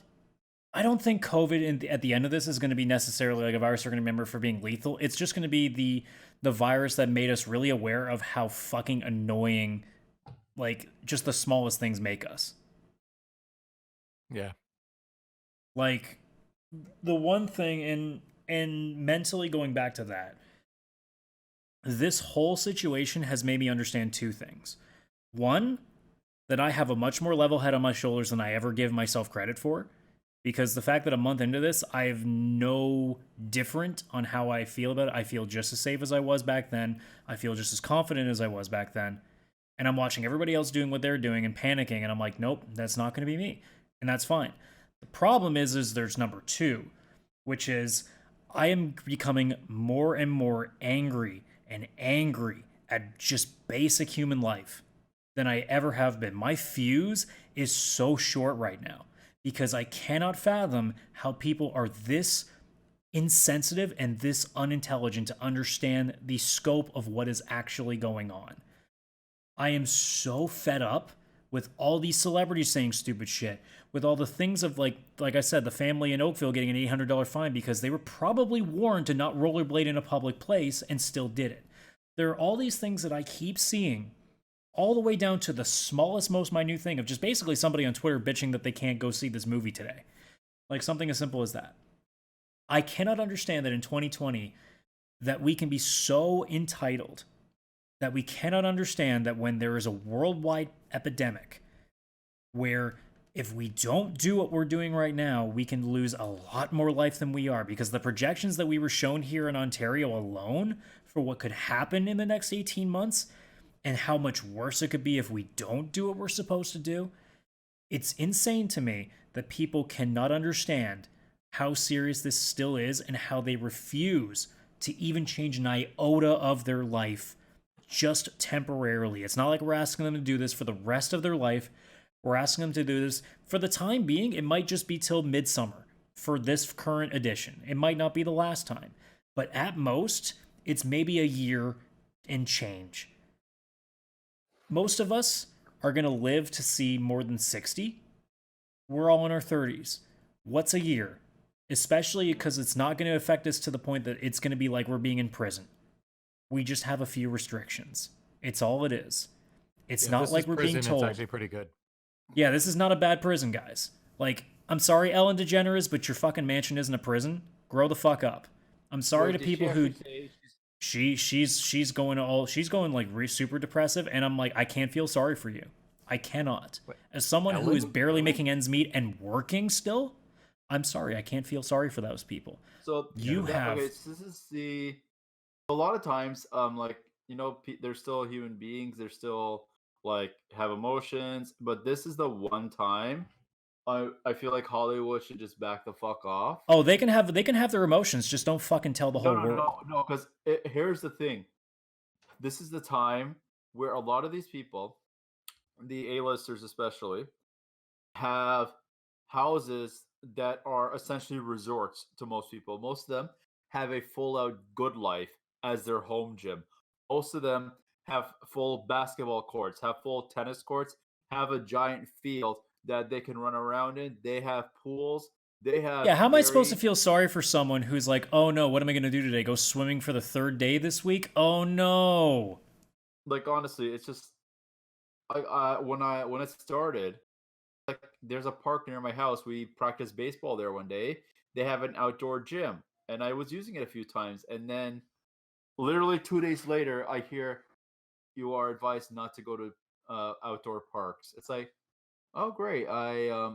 This was the one thing I was actually gonna start looking forward to get some air outside. Again, that's gone. But that's the thing. There's a difference between the initial reaction and this much time later, where it's like, I can understand this from somebody who is dirt fucking poor, doesn't have, and especially people that don't have the internet, because there are people out there that don't have an internet connection. Yeah. There are people that don't have much beyond like their really basic cable TV, so all they're watching is fucking CNN over and over. Yeah. You know? So There are certain people Well, that I'll get it. problem. But if you have millions of dollars in your fucking bank account, you have nothing to feel sorry for. There was a story today actually that I think it was like 10 really rich people in the UK got caught trying to get into France. They took a plane into France and had a few helicopters waiting for them to go take them to a mansion. And they got heavy fucking fined and sent back to London. And you know that they were probably sitting there being like, why us? Because you're a fucking dick, that's why. Yeah. It's times like this I actually appreciate certain celebrities like Ryan Reynolds, because he was on an interview and they were asking him, like, how does this, how's the quarantine affecting you? And he's like, what do you want me to say to that? I'm a celebrity and I live in a large house. I have my own gin company that's keeping me drunk this entire time. I'm actually very much better off than everyone else. And then he goes, and that's why I started this. And he, because he's got the gin company, and then there's obviously a lot of like bartenders and servers they're right now are making, getting hit. Oh yeah, I hard. remember Yeah. that. He created him and Blake Lively did some sort of charity thing where they're taking proceeds from every gin sale, and it's going to this company or to this charity that's giving money basically to servers and bartenders and stuff in Canada and the US that are obviously getting fucked over in this right now. And then he's Yeah, like, I need to do something because me personally, I'm fine. There's nothing It's bad. like that can be he's happening looking to at me. his bank account being like, I'll manage. Yeah. Him and his actress wife, where they have all their money, plus the gin company, which is still running. It's not even like he's not making money right now. He's very well aware and honest and normal about this kind of stuff, and is not going around and spreading, on Instagram or Twitter, like, oh my God, I can't believe we're in this. This sucks. Like spreading extra fear from somebody who doesn't even need it because they're fine to start with. He's actually being honest and just trying to make a difference, and is just doing things to make it easier for people who would check his social media. He's been and I believe his gin company is kind of making hand sanitizer as well. Yeah. And so he's A actually lot of companies are stepping up too. Like all these companies that are suddenly making masks all of a sudden, Nike and as well. like it's great to see that there are companies stepping up. Yeah. The only thing that's driving me crazy, and I don't know how you guys feel about this. I'm gonna pass this on to you guys. If I just tell you this statement right now, what's your reaction? Jeff Bezos donating $100 million to American food banks. Okay, here's the thing. That's a lot of money. Jeff Bezos, though, as I come to see him as even more and more, he is a very greedy and evil businessman. Okay, so that's what I wanted to hear. So my counter to that is just this. What if it was just $100 million and there was no name attached to it? Is that not a good thing? So why does it have to be different because of the name? Yeah. That's the one thing I ask ask people. What's the difference? Like, I know that we may hate the person, but it's $100 million going to food banks.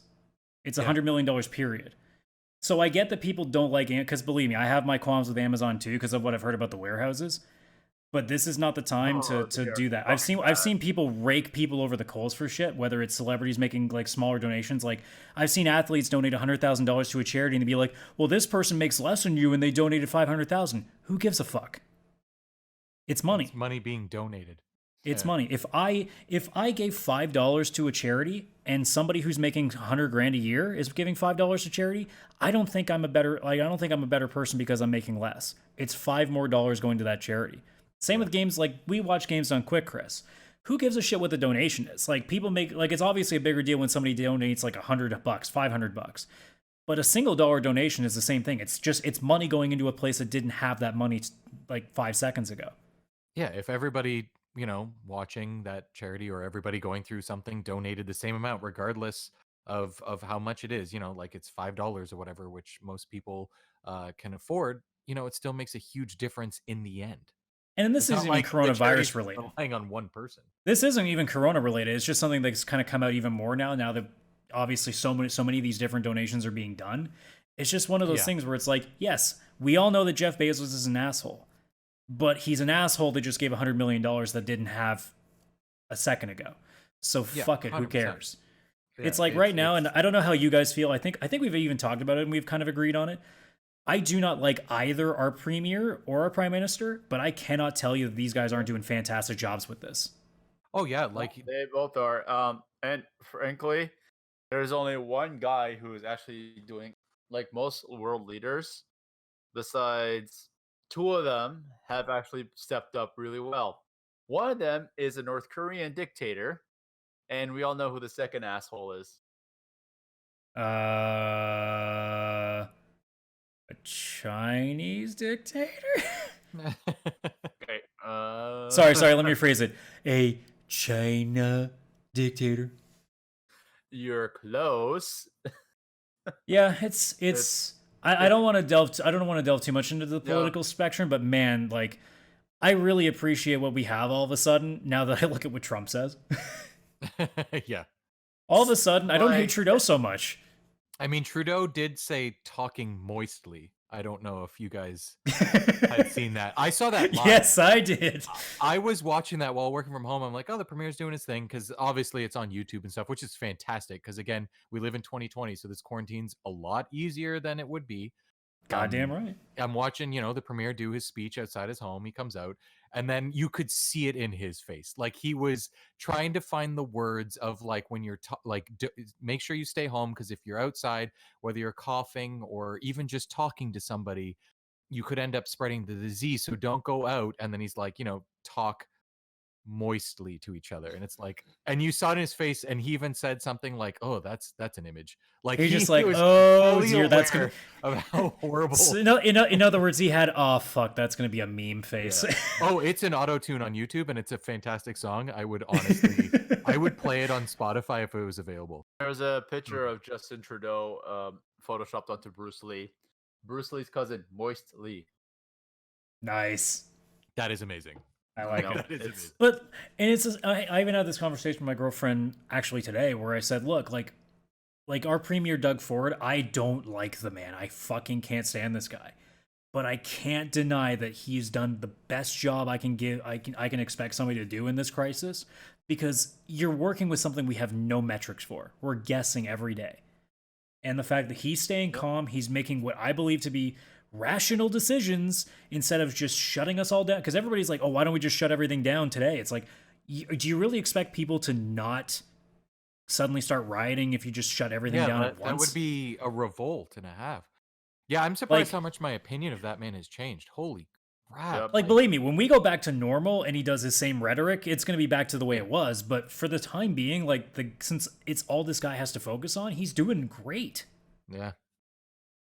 And And- yeah, like even the questions that come at him when he's being interviewed and like his answers, I'm like, man, this guy's like, he's that leader you want during the zombie apocalypse. You just don't want him when you're trying to figure I out was how much to pay all the people who put flowers around the I city was and stuff like that. talking to my family about how I feel right now that Justin Trudeau is going through what I would call the Winston Churchill benefit, because Winston Churchill would have never been reelected had it not been for World War II.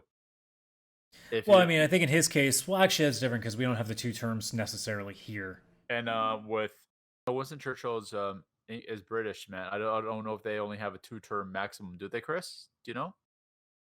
I don't know. I thought Adam was talking about the Canadian 2-term. Well, like, that that's we what I don't was know. referring to there. No, with with. I don't know. I was you about could to be say, I'm like, I don't think reelected. Trudeau could get reelected. I'm like, wait, we don't have a two-term system. Yeah, we he don't- could be reelected again and again, I think. Yeah, but what I mean is like Winston Churchill is a historic hero in history, when in fact every like political analyst, philosopher, every historian said had it not been for World War II, he would have been a one and done because he was not that great. It was just because he handled World War II so well. Yeah. And And I mean, That's- it's also that's- possible because again, most of these elections like we had just recently, like Trump is going to be a weird one because the election is going to happen right in the middle of this if they want to keep this on time. I don't even know how that's going to happen, which is a whole have no nother idea. can of worms. But like Trudeau just recently got reelected, so there's still time that he could flub this up again. But I mean, you're right. Like because of how well he's handled things thus far, that's going to leave a very positive note in Canadians. And I don't think that that's a bad thing. If it's deserved, it's deserved. Yeah, this is when Yeah. it's like in crisis mode. They handle it well. If Like I the can trust you in everyday crisis mode, yeah. Yeah, like crisis mode is the most important part when you think of it, and we very rarely get to see crisis mode. Yeah, because I mean, was we haven't. the same thing happened with George W. Bush during 9/11. It was like that's when he really popped out, or Dick Cheney did, whatever way you want to look at it. And Well, Dick Cheney popped out. He just popped somebody in the face with a shotgun. That's what he did. that is true.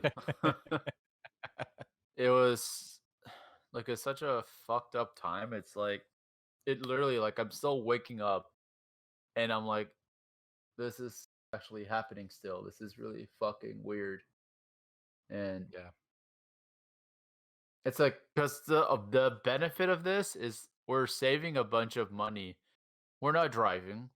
We're not going anywhere. We're not like it's funny that right now it's like buying a video game is not a big purchase anymore. It's like I would be like, oh, $60. I may wait till it drops. Now it's like $60. Why not? What else am I gonna fucking do? No, I'm still sticking to my format.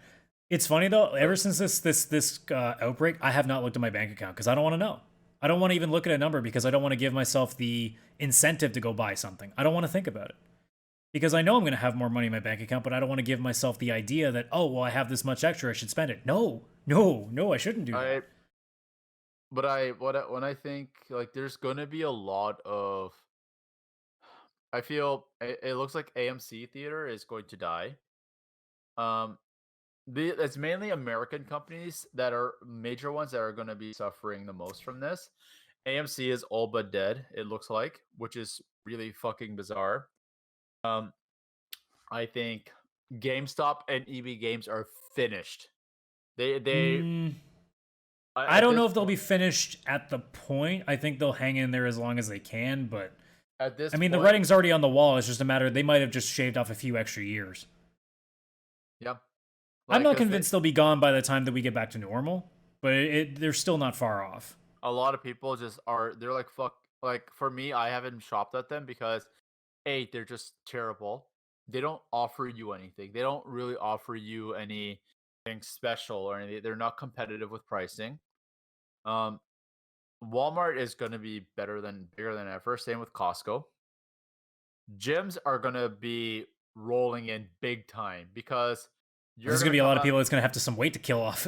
Yeah, you're gonna have two. It's gonna be one or the other for quarantine bodies when this is done. There's gonna be you know who's really going to make a shit ton of money when this is all said and done? Hairstylists. I'm listening. The bars. A lot of haircuts are coming. Haircuts and bars. I think you're both right. Actually, people are gonna get a haircut to go to the bar and dude, Chris and live I there for 4 days. Chris and I are already planning a massive hangover. Like, I feel like the day it's over, when it's officially done, when they declare life can go back to normal, even if it's not. Like, I feel it would be like the end of World War II.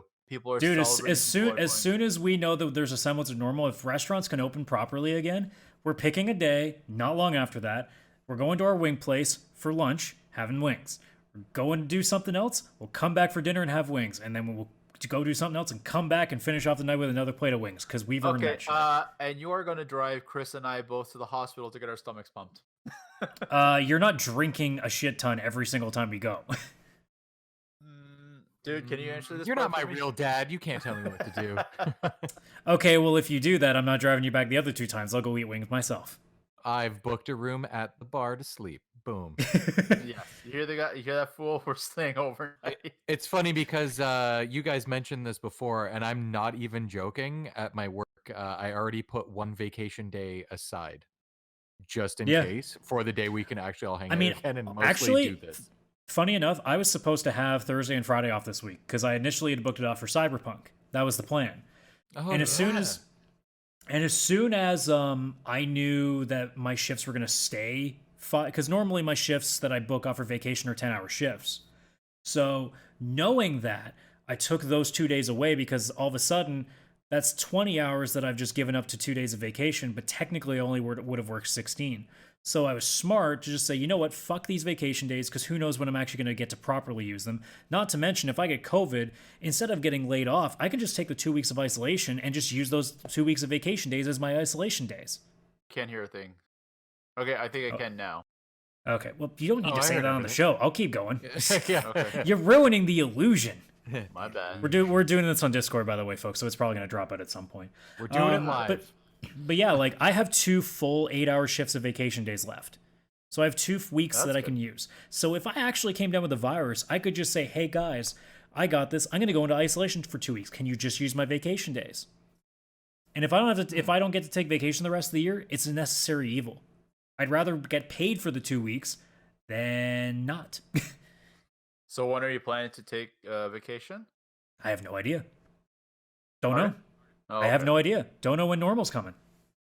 You know, for all Okay. I know, we might still be doing this all the way into July. So there's no point in me booking anything unless I know. Because especially with the staff being where it's at, like in good conscience, I can't take that much time off because it would basically mean the one guy left in my department's on his own for a week. It would be stupid to do that. Now, he might do that to me. I wouldn't be shocked if he does, but that possibility is a thing that I got to worry about. So, but I don't want to be the dick that does it to somebody else. So I'm honestly not going to take vacation until we have a semblance of normal again. Yeah, same. Fair enough. It just doesn't make sense. It would also be selfish of me because it's like, man, it's so easy right now because there's so much less work. Like we're doing half the work we normally do most days. So it's like I got no excuse to be taking any days off. It's not like I'm having a hard time. Yeah, no, taking a day off right now would be. It would seem like a waste of a day off. Yeah. It's I don't know. I don't even know what to think. Like some days, it's like literally, it's like, what is the end game? When is the end game? Like, there's literally no The end game is getting Ant-Man to go back in time and start this whole thing again so we can get all the Avengers back. stop the guy from eating the bat. I thought he was supposed to blow himself up in Thanos' ass or something. Well, No, that's for the not- that's for the R-rated movie. I thought that's how COVID-19 is going to end. I don't know. That's just the one I have written down. All right, well, this conspiracy theory is getting a little too crazy now. God, fuck. Wait, conspiracy? No, that's just. I thought that was reality. All right, well. Well, whatever drugs you're taking, don't come near me with those because I don't want to catch that. You're not gonna get a contact high. I'm not taking that risk. Not with these times. This is true. Fair So What's your I guess- underlying issue? I was on shrooms, bitch. So I guess to cap it all off, I mean, what are you guys personally going to do when we like? And I'm not talking when we have a vaccine because that's way too far. We don't really know. Let's say late June, early July is when we finally get a semblance of normal. How are you guys going to start? Or like, what changes are you guys going to start doing from now on? Like, I'm not talking, going to the gym more. I'm talking like, how are you going to start interacting with people? Like, how are you going to start looking at all this stuff when we now know how easy it is for this shit to spread? Honestly, I'm really hoping I can get some things accomplished by then, and I kind of want to just go back to normal. I want to go back to the gym, and maybe I just said I like- don't care about stuff to the gym. I'm talking about interacting with people. No, that's one thing I do there. It's like when you go regularly, you meet people, you become friends with them, and you're a regular, and you're kind of like, oh hey, like you make gym friends. They're not your normal friends, but they are like gym friends. That's would be the start. I would then start wanting to do my normal things, and frankly, I would start with just going out because we've been inside at that point we've been inside for so long. It's gonna you don't want to isolate yourself. You want to just be like Speak for yourself. you saw what life was. You saw what life was like when you were away, and it's frankly too fucking short. And we're getting a huge reality check of that right now. That you got to live in the moment and you got to make the most of it. I mean, I can tell you the one major thing I might not do for the rest of all of this and might continue to stay like that. I don't know if I can in good conscience shake a person's hand anymore. That's one of the things that will probably once we get the vaccines and stuff dealt with, maybe over time I can learn to accept this again. But until that happens, I don't think I can shake a person's hand in good conscience. Well, I don't even know if I can. I only- don't even know if I can hug a person apart from like family and my girlfriend. I don't even know if I can do This- that. At this point, dude, it's I don't like shaking hands. I find shaking hands is reserved for business transactions. I'm talking with you or- guys though. I mean, like straight up, I don't think I could shake either of you guys' hands the next time I see you. I don't think I can do that. Well, I'm That's glad fine. I know that now because when I see you two guys, I'm hugging and kissing you Oh all. fuck! Yeah, that's happening. So not Adam, but me and Vishal are going to be basically making out while Adam And I'm gonna stand No, 6 feet away appropriately. I never make it agree- 7 feet. We I- will be talking more. No, I'm gonna make it 6.9 feet. Oh yeah, I never agreed to this making out part. that's one thing That's I not gonna miss. change. Just public 6.9s.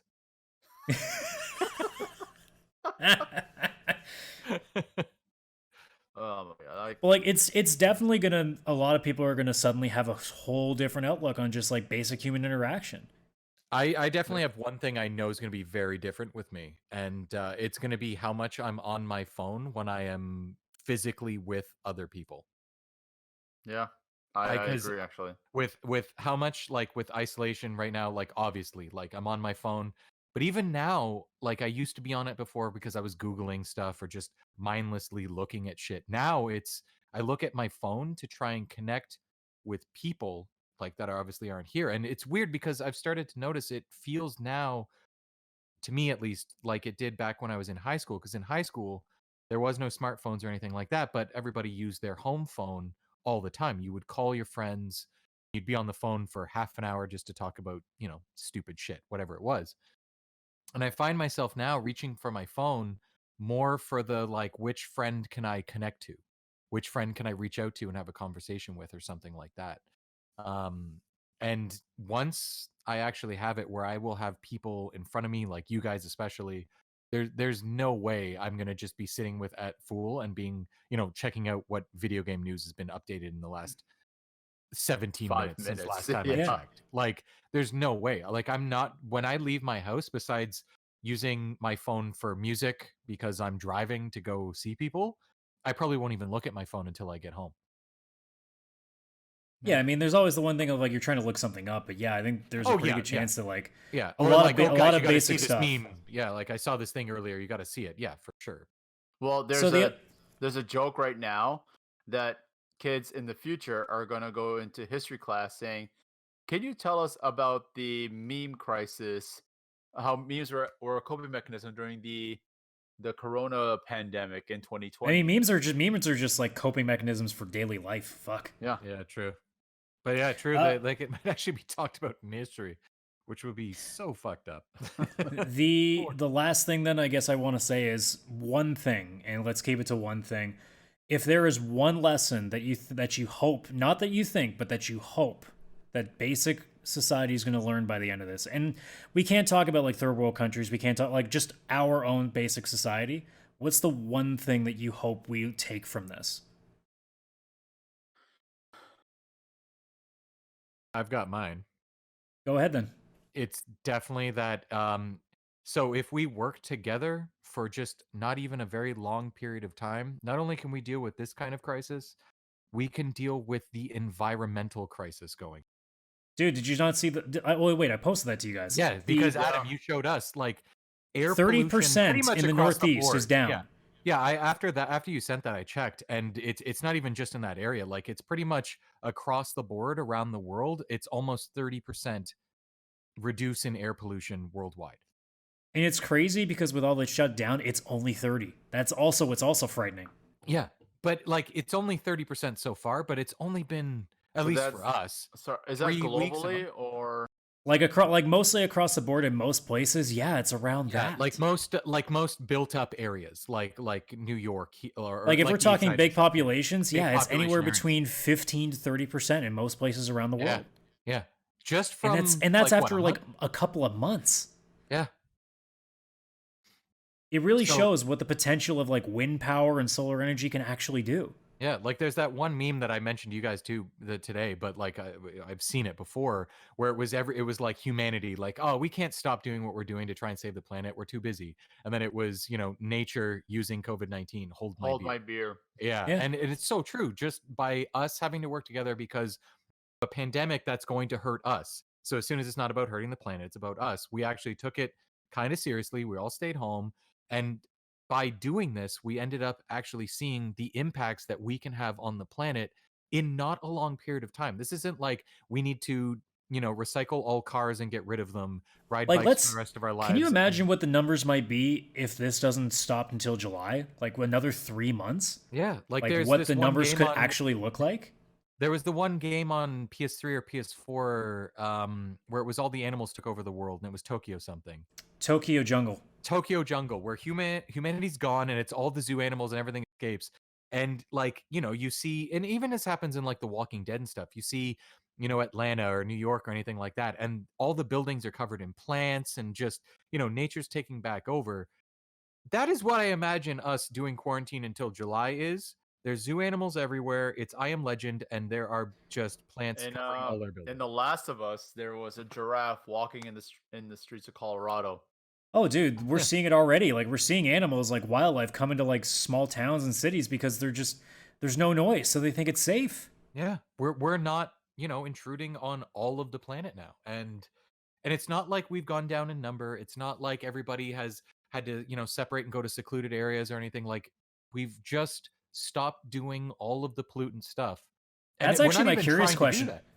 I think the population might still be rising even with this virus, There's just because there's that many of quarantines us. everywhere. There is so Quarant- many babies being made right now. This is gonna be the second baby boomers. The Yeah. second. Which is weird Well- because they're the ones most in risk right now. So we're basically just making new baby boomers.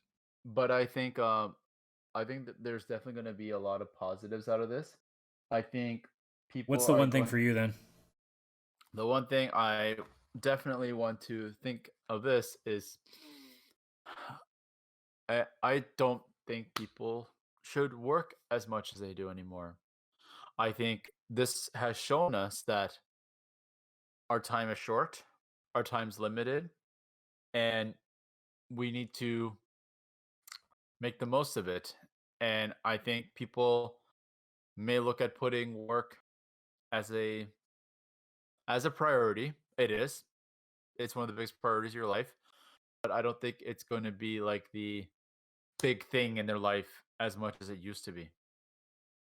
That's what I hope comes out of this. Because our constant desire to achieve like just always working, our drive for success is both a positive and a toxic trait. And it's what you make out of it that decides what it's going to be. Yeah. Yeah, I can be down with that. I mean, hopefully the idea of stuff like being able to work from home sometimes can also reduce some of that stress. And like you said, just it may not be something that we do anytime soon, but it is something that we kind of hope for, that we can at least, especially with the idea of jobs being slowly eliminated anyway by robots and stuff, that we're going to have to figure out a way to make it so that people are working less but still able to achieve the same salaries. Because we cannot change the money that has to come in. In fact, people should be getting paid more because inflation is keeping us from being able to have a decent life if you're not upper class. Yeah, absolutely. Holy crap. So that is something to look forward to. I guess the one thing that I'm hoping for, and this is like a very broad thing, but I don't think this is going to possibly happen because I don't think we're capable of this, because we apparently have proven that we aren't. But I would hope that after everything that has happened, and especially as it continues on and could continue on for 18 months until a vaccine comes,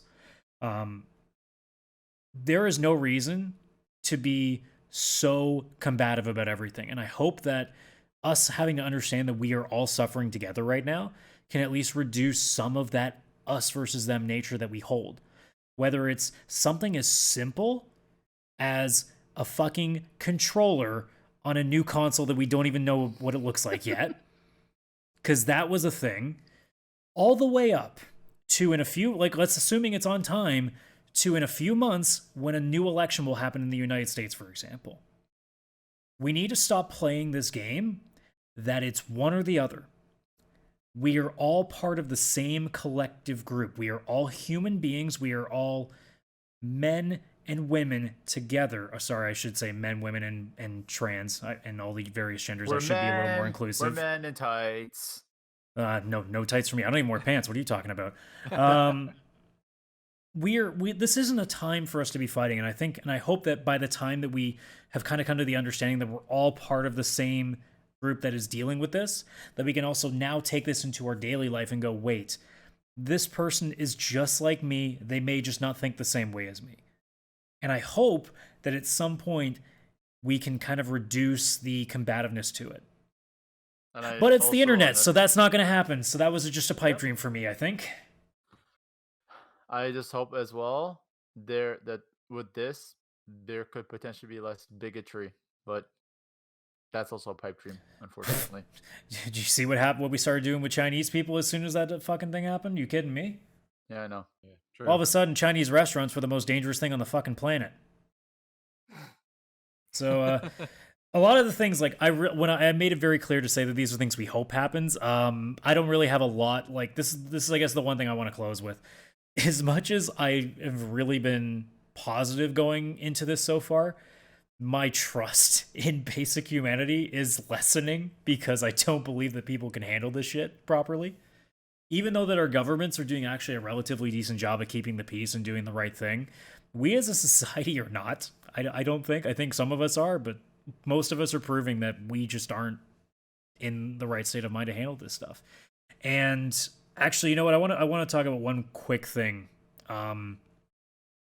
There is a fear that I do have about this. What happens after this is done? Because so many economies are going to be so crushed.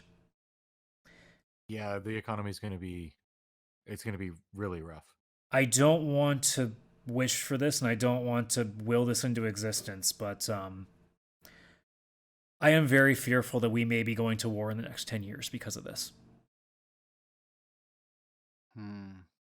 And even just thinking about that, I almost teared up just thinking about it because I'm afraid of that. And I'm not bullshitting. The more I've thought about it, the more I'm actually legitimately afraid that somebody is going to try to get back to their normal economic structurally wise faster than everybody else. Whether that's the people that we assume it would be, like China and Russia, or even the States, or somebody that we don't know, that we can't expect, like maybe the Saudis, we don't know. But there are enough nations out there, and some of them not democratic, that you have to wonder, does somebody try a get-rich-quick scheme and try to get ahead of everybody else and take? Yeah. And that's a fear I have. I mean, because it's going to happen. Like, to maybe not a big extent, hopefully, but guaranteed there'll be the odd person, for sure. Not to mention that in the same vein that we've been long overdue for a pandemic, as much as I hate to say it, we're overdue for a legitimate war. We've had the Gulf War, we've had the war in Afghanistan that the States and other countries have gone to, but they've been nothing near what the last really major war being the Vietnam War was. That's a long time. Yeah. It may 40, 50 years may not seem like a long time, but that's a long time for not a major war. Yeah. Given our history. That terrifies me. Yeah. I just out of curiosity today, I looked at what the Spanish flu and the timeline to World War II. No, it's about World War I, I believe was. No, it was right after World War I the Spanish flu came in. Oh. Yeah. Basically around the same time or right after. So the Spanish flu came 10 years or so later, it was the Great Depression, and then another 10 years after that was World War II. So my brain is already thinking, who knows, 20 years from now we could be back to the same shit again. Yeah. And that's a frightening idea. Yeah, I definitely would not enjoy that. Nope. I mean, the only thing we can hope is that we're old enough that we can't get drafted, you know? Or that the world is mature enough now that wars are not good no matter what. You would hope with as many people that are in the United Nations, and we've kind of settled a lot of stuff that we don't, but who's to say what happens when everybody has no chips on the table? Yeah. Don't get me wrong, if a Hitler shows up and it's like, yeah, no, fuck, we're going to try and take over the world, I'm going command and conquer on that person's ass, and I'm going to call the prime minister and say press the button and shoot the missile, because that's, I'm assuming, what happens these days. But you know what's going to happen, though? That guy's going to go full Tim Curry and be like, you know what, I'm going to go to the one place where you cannot find me. Space! Oh, that's so good. He goes back in time to kill Albert Einstein first. Like, what the fuck is happening in that thing? Separate Yes, and, podcast for a different day, but holy shit. but yeah, we could do a I whole didn't episode mean to about put that on a downer, but I totally forgot about that point because that was something that's been in my head all day, and yeah, it's not a pleasant thought to have right now. You're not wrong, unfortunately. I mean, do I think it'll happen? I would like to think not, just because of where we are now in comparison to where we were before, because the United Nations wasn't a thing until after World War II. So there is that, but there's still China. And considering this is a country that I don't believe for a goddamn second still only has 85,000 cases, yeah, I don't know what's going to happen. Yeah. But other than having a big downer, does anybody else have anything to add? No, right now, man. I'm just going to try to finish what I was working on, and oh my god, try to sleep properly now. Yeah, I know. And not worry about fucking Big Boss. Hey, Chris, how far are you in Metal Gear, by the way? 10 hours? 10 hours. And Story-wise, like, not very far. But yep. Once you side missions, way too far. Once you save Emmerich, spoiler alert, but 5 years old, that's when it really starts to. That's when it's like, okay, this is starting to become awesome. Well, we'll get into that more in a couple of days when we record the VCR podcast, which is our gaming podcast. So, which will be a lot more fun and lighthearted than this shit. Yeah, we don't talk about COVID on that because we don't want to be that. Yes. It's kind of nice to have a distraction. Honestly, I came to these guys about this. Well, I came to Chris about this like earlier last week, and then I came to everybody about this today just because I'm like, man, it's been a month. I think it'd be really good to get a vent session. Honestly, I actually do feel a little bit better now. Just to have some of it out of my system.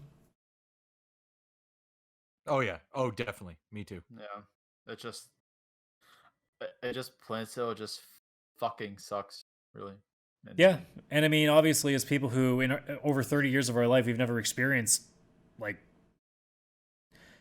there's nothing that we can record in our lifetimes that we can point to and say it's like this, because there just isn't. One of the most like depressing things I've read or I've heard about I've seen on the news, I'm sorry, about this.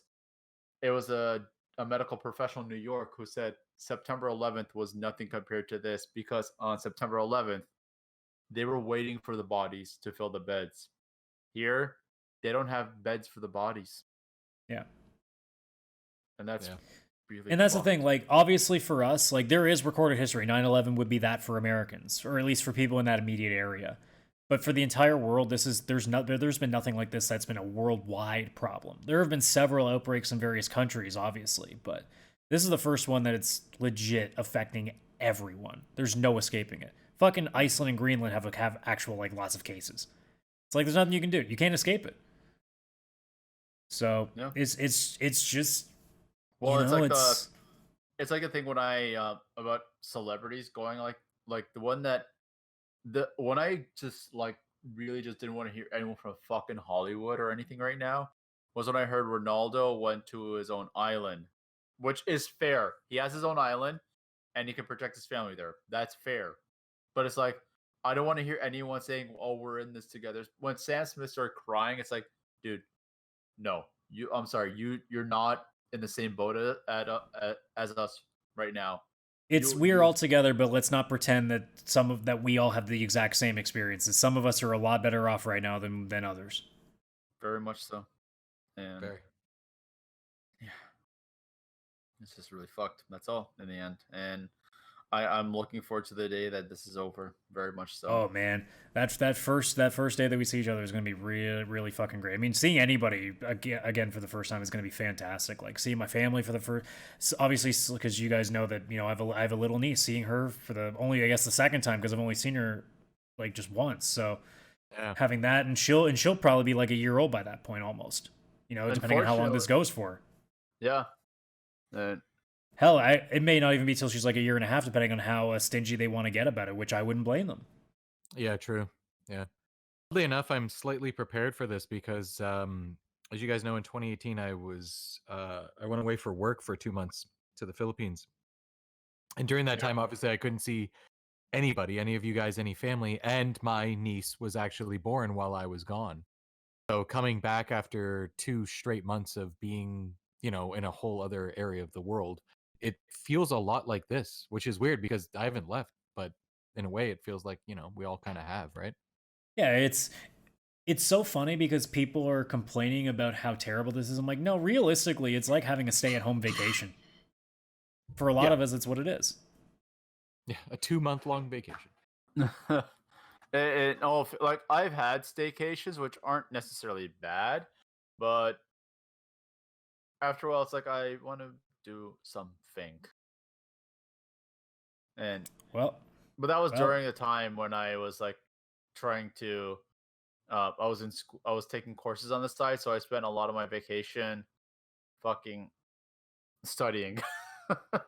Yeah, I mean, to close this all off, at the end of the day, and this is the reason why I had 3 different people on here, or 3 different people, 2 other people on here, plus myself. We have slightly different experiences, and for the most part, we still don't have nearly the kind of experiences a lot of people are having. I mean, like we said earlier, none of us know anybody that's really affected by this, so nobody that we know has died from it. So it's a whole different ballgame. There are people that are not even getting the chance to see their loved ones before they pass away because of this virus, because they can't go into the hospital. So there are so many cases where it's horrifying. Dads can't be in delivery rooms. Yeah, there's all this stuff that's going on that, like, we all really have no idea really how bad it actually gets because we aren't experiencing it. But it really shows, like, how big this truly has become, and it's no longer what, this small little thing that we thought it was going to be to begin with. And the key thing is that, some of us are a little bit better off than others. Celebrities, people in Hollywood making millions of dollars, go fuck yourself. But when it comes to, like, just basic people, like, especially us in the middle and the lower class, like, we're all in this together, folks. Like, let's not act like, this is any different. Like, we're all suffering now, and this is a come together moment. And yeah, for sure. At the end of the day, we're going to get through this.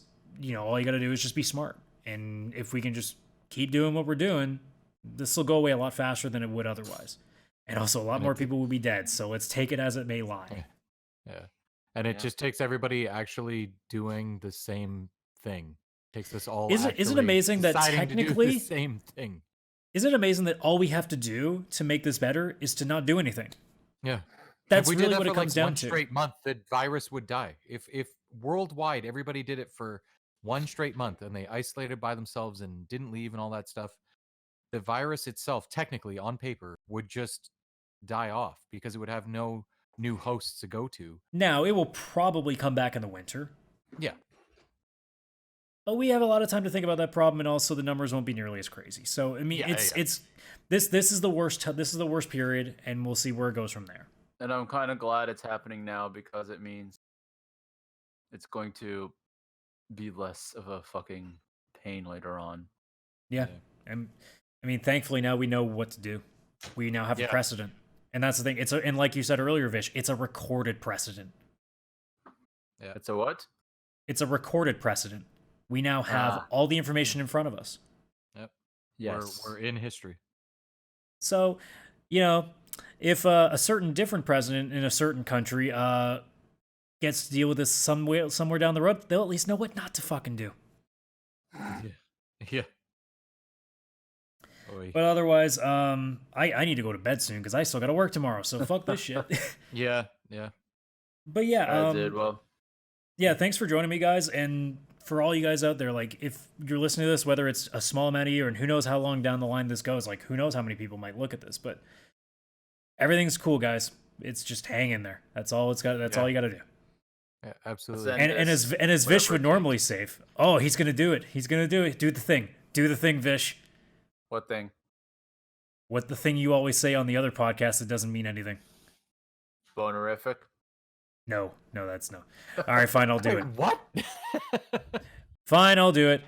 Everybody, stay safe. Yes. So with that being said, guys, take care, guys. Thank you, everybody who's watching this. I'd say like the video, subscribe to the channel and all that shit, but that's not important right now.